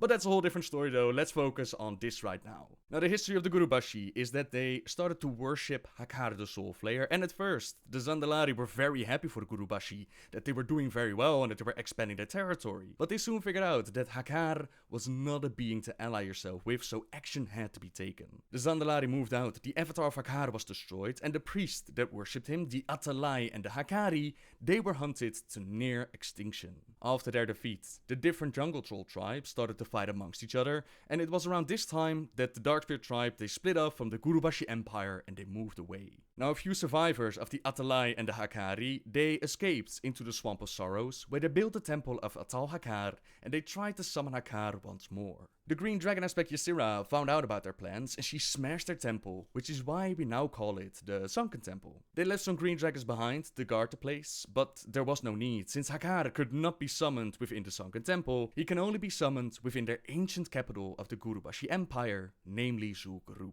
The remaining Atalai and Hakkari, they sent a number of their most skilled priests to Zul'Gurub. They resummoned Hakkar, and under the leadership of Jindo, they managed to enslave 5 high priests of the Trolls' primal gods, forcing them to channel their power into Hakkar. This is why heroes of the Alliance and Horde were called to go into Zul'Gurub to team up with the Zandalari, and we brought the enslaved priests as well as the Soul Flayer down. Now for the Amani, things didn't go great either. First, there were the Troll Wars, where the Amani fought with the High Elves, who had built their city of Quel'Thalas upon sacred troll grounds. The Amani Empire was big and powerful, and despite having the powers of the Sunwell at their side, the High Elves clearly needed help. They teamed up with the humans led by Thoradin of Arathor, and together they shattered the Amani Empire, ending the Troll Wars. Some of the Forest Trolls decided to move away from Quel'Thalas for their own safety, but the Amani tribe, they sneered at such cowardice. They fought on until many years later, Vol'jin teamed up with the Horde during their first invasion of Azeroth. He believed that together with the Horde, they would be able to finally claim their vengeance upon the Elves, but quite the opposite happened. The Alliance of Lordaeron was formed, and they were able to defeat the Horde, to which Vol'jin was captured.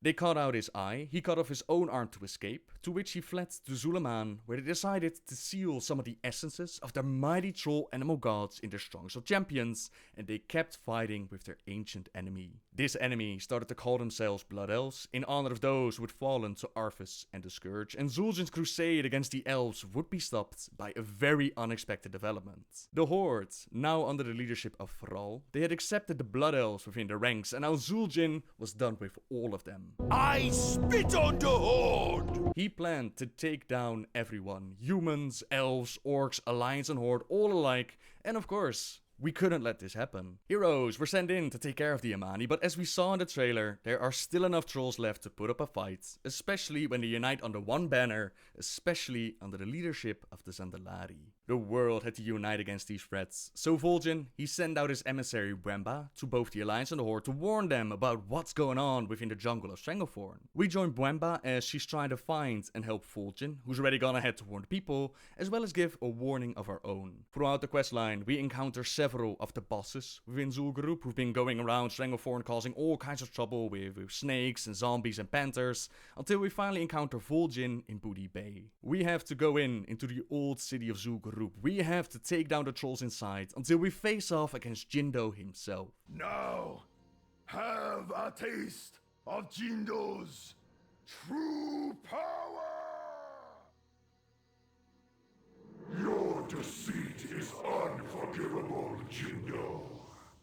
You spit in the face of a god. Now known as Jindo the Godbreaker, he has not only managed to come back from the dead, he has also chained Hakkar the Soul Flayer, forcing him to give up his power. There are a lot of great and primitive gods in the world, but Hakkar is amongst the darkest of them all, and you don't mess with such a god. We break the chains, we liberate Hakkar, and we let him take care of the rest. You overstepped your bounds, Jindo. You toy with powers that are beyond you. Have you forgotten who I am? Have you forgotten what I can do? Be freed, insects. I will deal with you another time.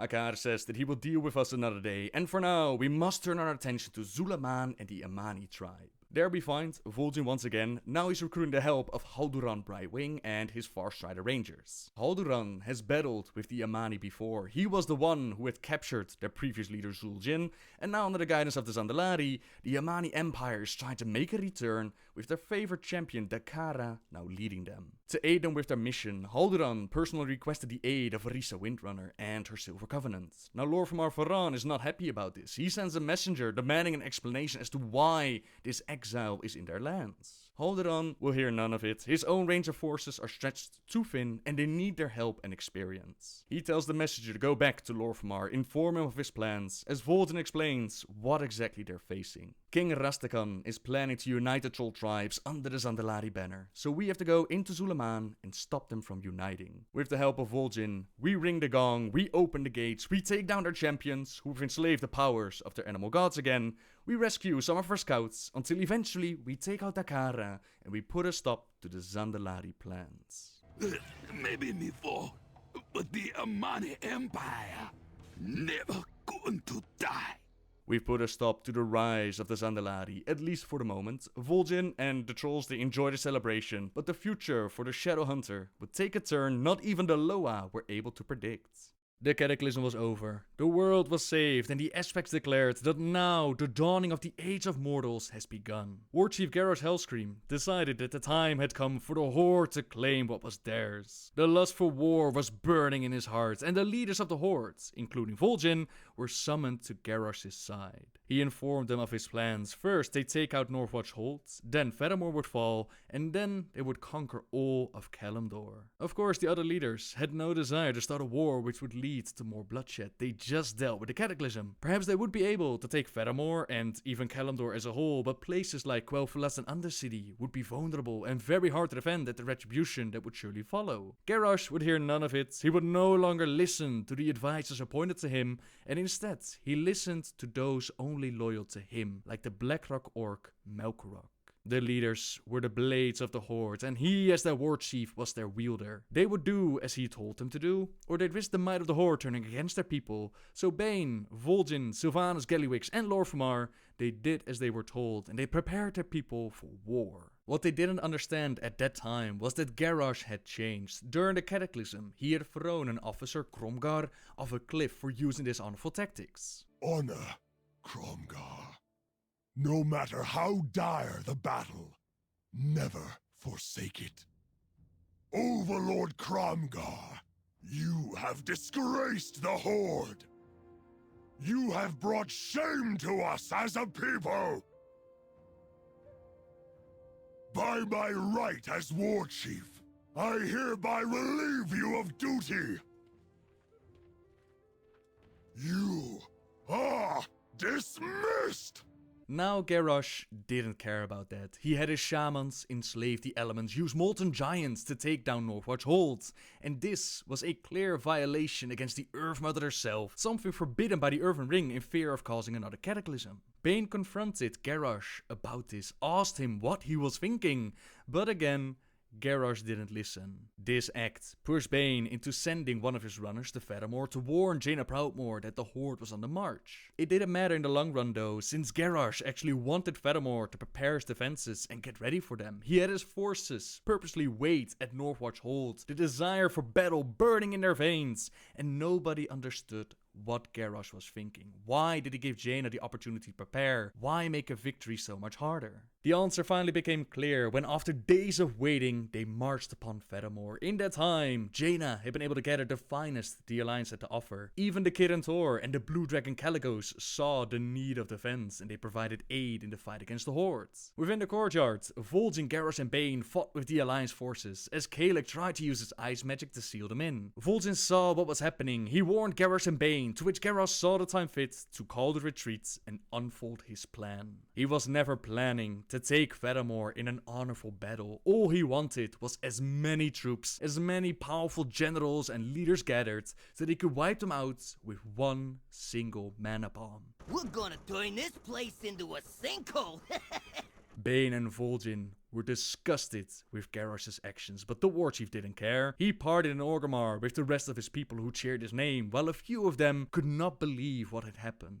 They did not join the celebration, instead they met up within a shady inn of Razor Hill. Bane was there, Vol'jin was there, and although they did not speak with each other, a single glance told them all that they needed to know. They knew that Garrosh's actions were wrong, that this was not the path the Horde was supposed to be on. Now Melkorok, he found out about people meeting at Razor Hill, speaking out against Garrosh, and he decided to do something. The inn was blown up by frag grenades, and word of this accident reached Vol'jin. He had no love for Garrosh, and even though Thrall was able to convince him to stay with the Horde, he knew that it was time to go back home to their islands and meditate. Communicate with the Loa to hear what they thought about the situation, but before the Shadowhunter could even leave, a canoe with a shaman approached him. The Alliance fleet was approaching for a counterattack. Jaina Proudmoore had survived the bombing of Fettermore and planned to flood Orgrimmar, and Garrosh released the Kraken against the Alliance fleet. In the end, Kalik and Thrall were able to convince Jaina not to go through with the flooding, and instead she used her power to save the Alliance fleet, ensuring Garrosh's defeat. But the Warchief wasn't done. Quite the opposite. He realized that he simply had to go bigger, more elementals, more Kraken, escalate this war, and conquer the world for the Horde. Bane told Garrosh that he was loyal to the Horde, but he also warned him that there could never ever be another Fettermore. Vol'jin once again said very little at the situation. At this point in time, they simply couldn't speak out. The Darkspear lived very close to Orgrimmar, and to have the Horde turn on its own people, turn against the Darkspear, it would simply be suicide. As Bane took his braves home, Vol'jin did the same, and shortly afterwards, the mists around the land of Pandaria disappeared. I received word that our southern fleet engaged an Alliance envoy. We chased the royal flagship until it ran aground. Aground? Where? Apparently they found a massive, uncharted landmass, shrouded by dense mists. And you let the Alliance get there first? Redirect the invasion fleet. General, you and your best veterans will pave our way. Storm the shore and paint this new continent red!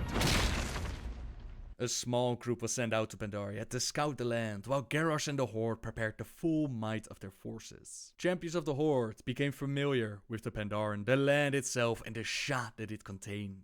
2 months after setting first foot of Pandaria, the rest of our forces finally catch up to us, and the Warchief himself claims a piece of the land and calls it Domination Point! Vol'jin doesn't trust Garrosh though, and he shows up as well. Vol'jin, what are you doing here?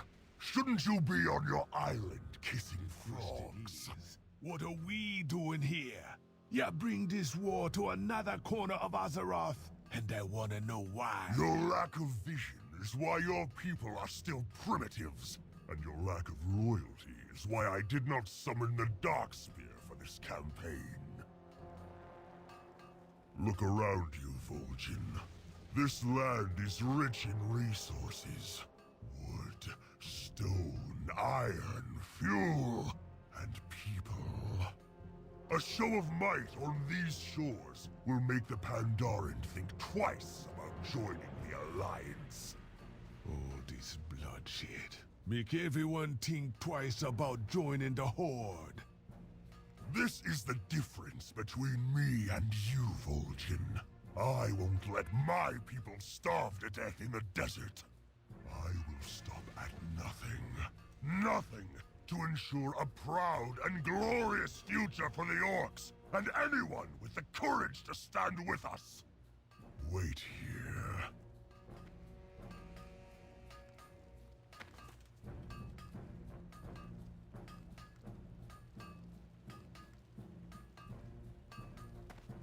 There is something you can do, Troll, to demonstrate your value to the Horde. A mission in the heart of this continent. I will go, but only as a witness for my people. Someone gotta keep you in check, Garrosh. Vol'jin was told to go on a mission and investigate the connection between the Mogu and the Saurok, but more importantly, this was a test and an opportunity for Garrosh. If the troll agreed with their plans, then he would be allowed to live, but if not, they had permission to cut the traitors' throats. This is the chamber we're looking for. The Warchief has learned there's a connection between the Mogu and these creatures. Troll, you know all about this voodoo. What can you find? Voodoo. These Mogu. They're working wicked dark magic here. The Sorok, they're not born. They was created. Flesh-shaped and bent. These be the blackest of magics, man. Yes! The power to shape flesh, to build warriors! This is what the Warchief wants! Garrosh playing God, making monsters. This ain't what the Horde is about!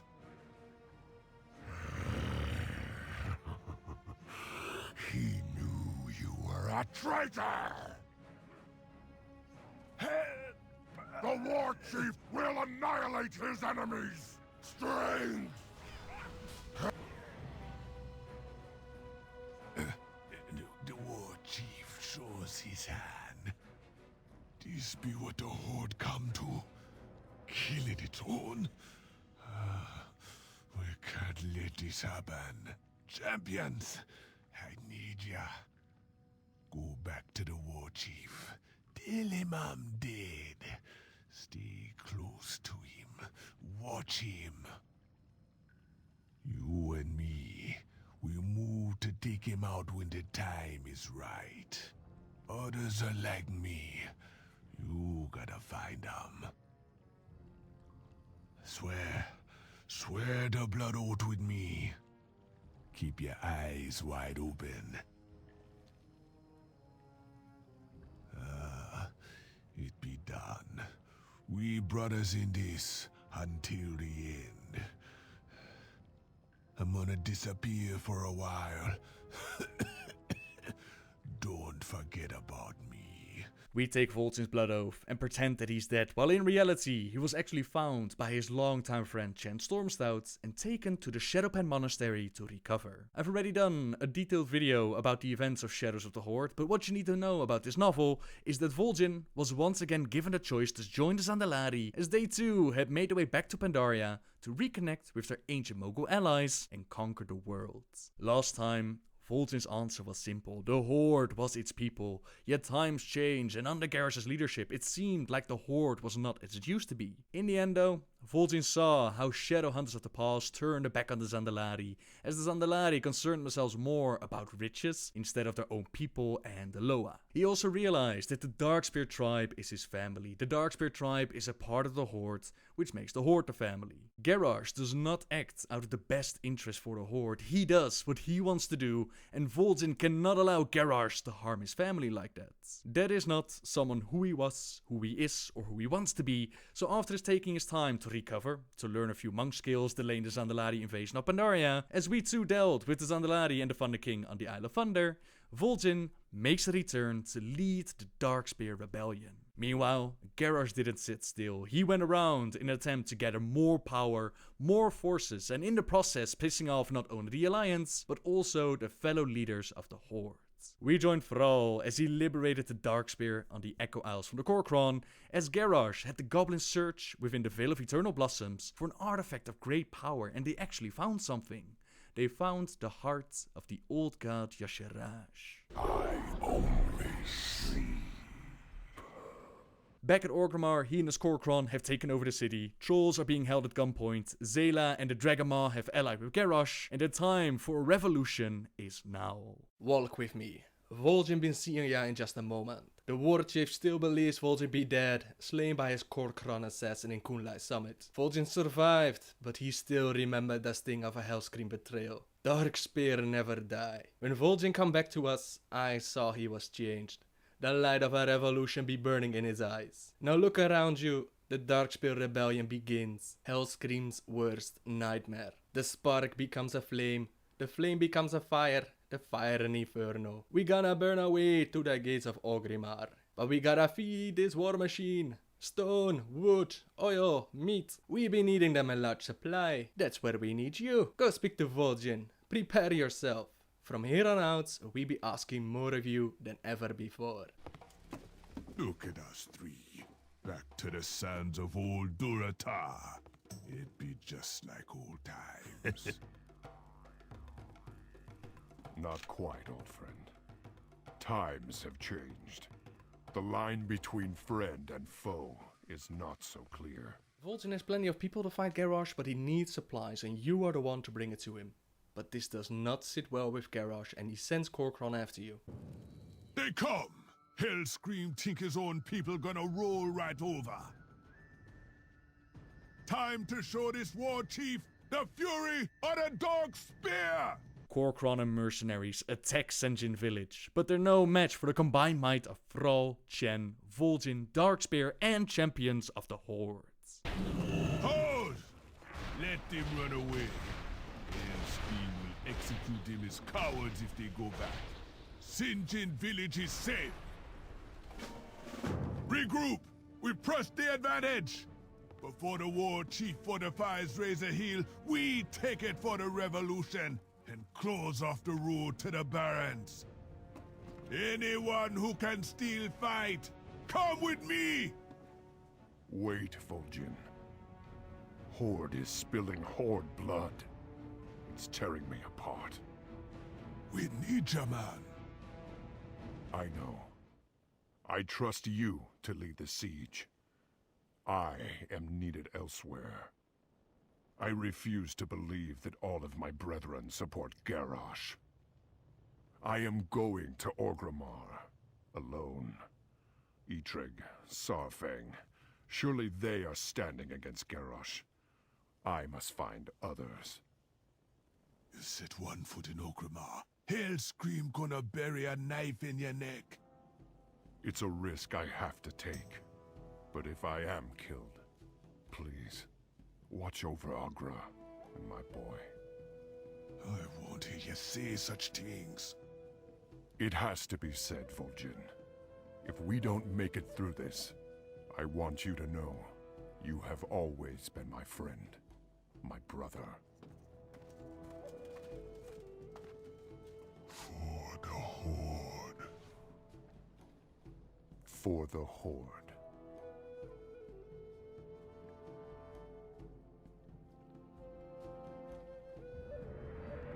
Darkspear, with me! We ride! No sleep till Orgrimmar! The troops march upon Orgrimmar, but despite promising no sleep till they reach the city, the march comes to a stop at Razor Hill, where Vol'jin and Bane meet up. It be done. Razor Hill is ours! The Warchief probably see the fires all the way from Grommash Hellscream. Vol'jin, you're alive! It is true, then. An open rebellion against the Warchief. Dang. We be needing your support. Razor Hill be but an outpost. The walls of Orgrimmar be fortified since the Cataclysm. I must tread carefully. Many of my people are still within Orgrimmar. Lor'themar be ready to strike once he finish with the Isle of Thunder, and the Banshee Queen need no excuse. But they both across the sea. Without your strength, we can't breach the city. I need Tauren arms. We are preparing. I just need time to ensure the safety of my people. But Vol'jin... Garrosh has turned Orgrimmar into a fortress. You may need to seek out allies beyond the Horde. Allies beyond the Horde, meaning that even the Alliance is invited to the party. After gathering resources, building up our troops, the Siege of Orgrimmar could begin.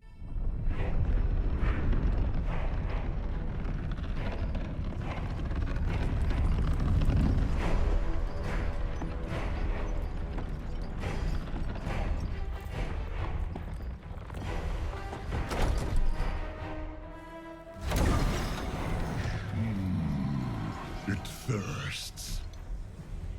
Bring it to the pools. I have fought Beside the Tauren, trolls, and others, you are nothing like them! They are no longer part of my horde!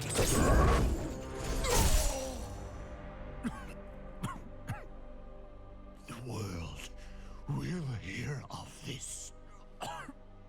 They will come for you. Yes, I'm counting on it. The armies of the world will come for me. And within my fortress, they will face all the terrible creatures I have wrought. The boundless power I have mastered. And one by one, they will fall at my feet.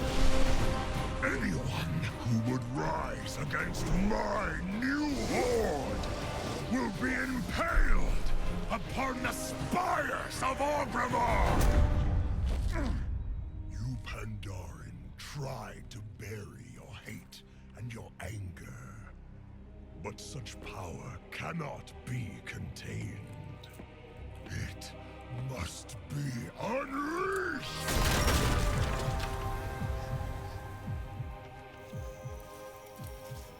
A time will come when you will answer for your crimes.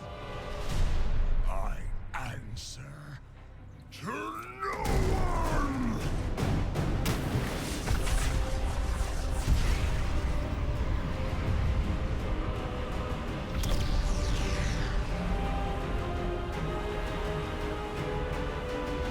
All who challenge me will burn in the fires of my hatred. Garrosh dumps the hearts in the sacred pools, causing a gigantic explosion throughout the Vale, while also empowering the hearts. From the sea, we conquered Bladefist Bay, and we made our way to the gates. Our casualties are too heavy. Don't be foolish, Vol'jin! You have no siege weapons left! You cannot win this battle! Ain't no other way, man. We gotta stop Garrosh here and now! Else we'll be running the rest of our lives. You may have defeated my war machine, but the gate still stands. You will not take Orgrimmar today. Anudora!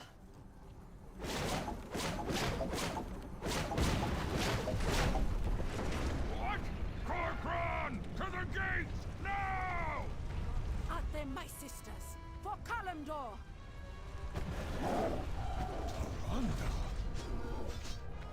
Don't think we're here to save you, troll.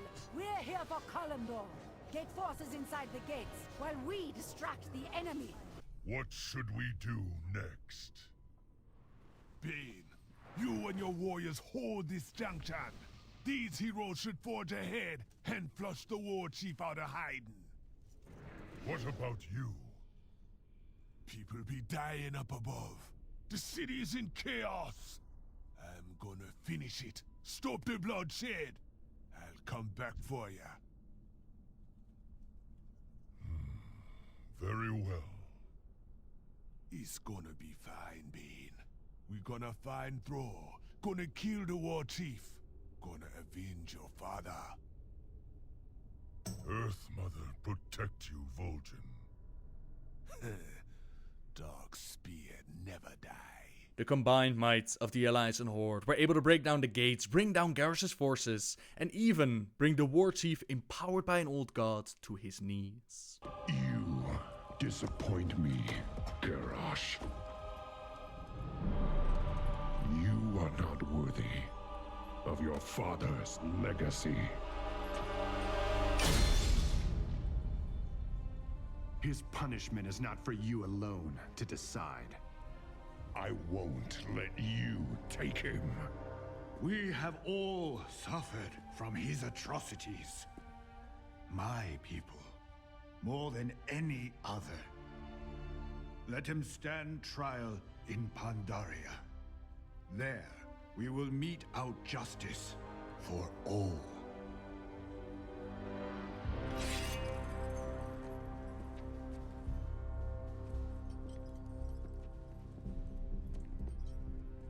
The Horde needs its true Warchief. Now, more than ever. Yes. But it was you that held the Horde together during this madness. It was you that protected our honor. From this day forward, Vol'jin, if you lead, I will follow. I am not worthy.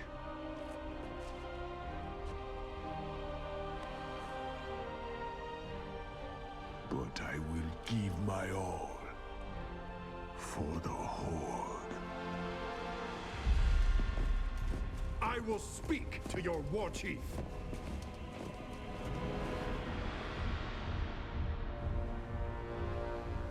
I speak for the Horde.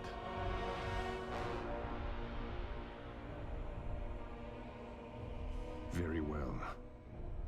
The Horde has committed heinous crimes, Vol'jin.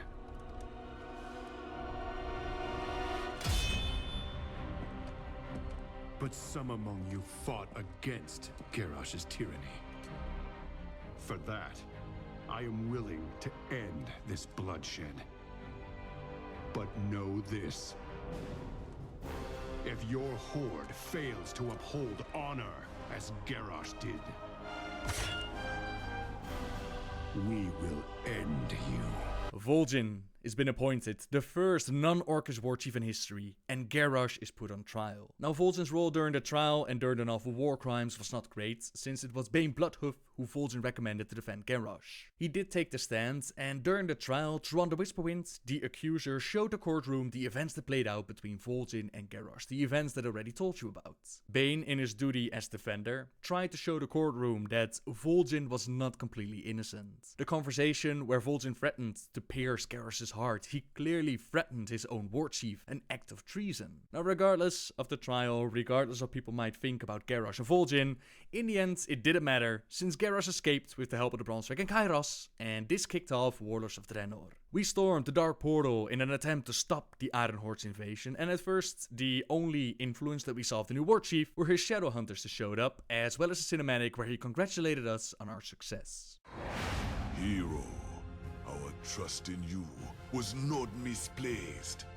You and the armies you command are now our greatest weapon against the Iron Horde. Lead us to victory, General.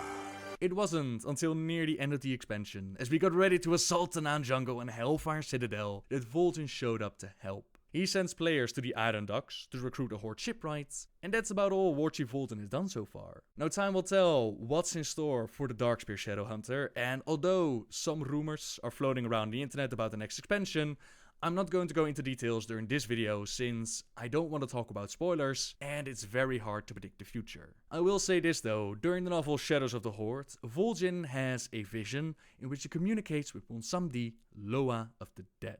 A growl rolled from Bonsamdi's throat. "We are so easily convinced to surrender, Vol'jin. I should be rejecting you. You be no true child of mine. But, Shadowhunter, know this.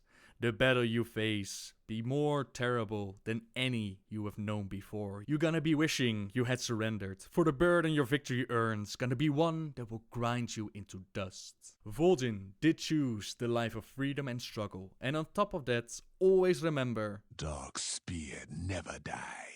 With that, we have come to the end of the story of Vol'jin. At least so far, I hope that Legion is going to give him a little bit more time in the spotlight and a little bit more story development.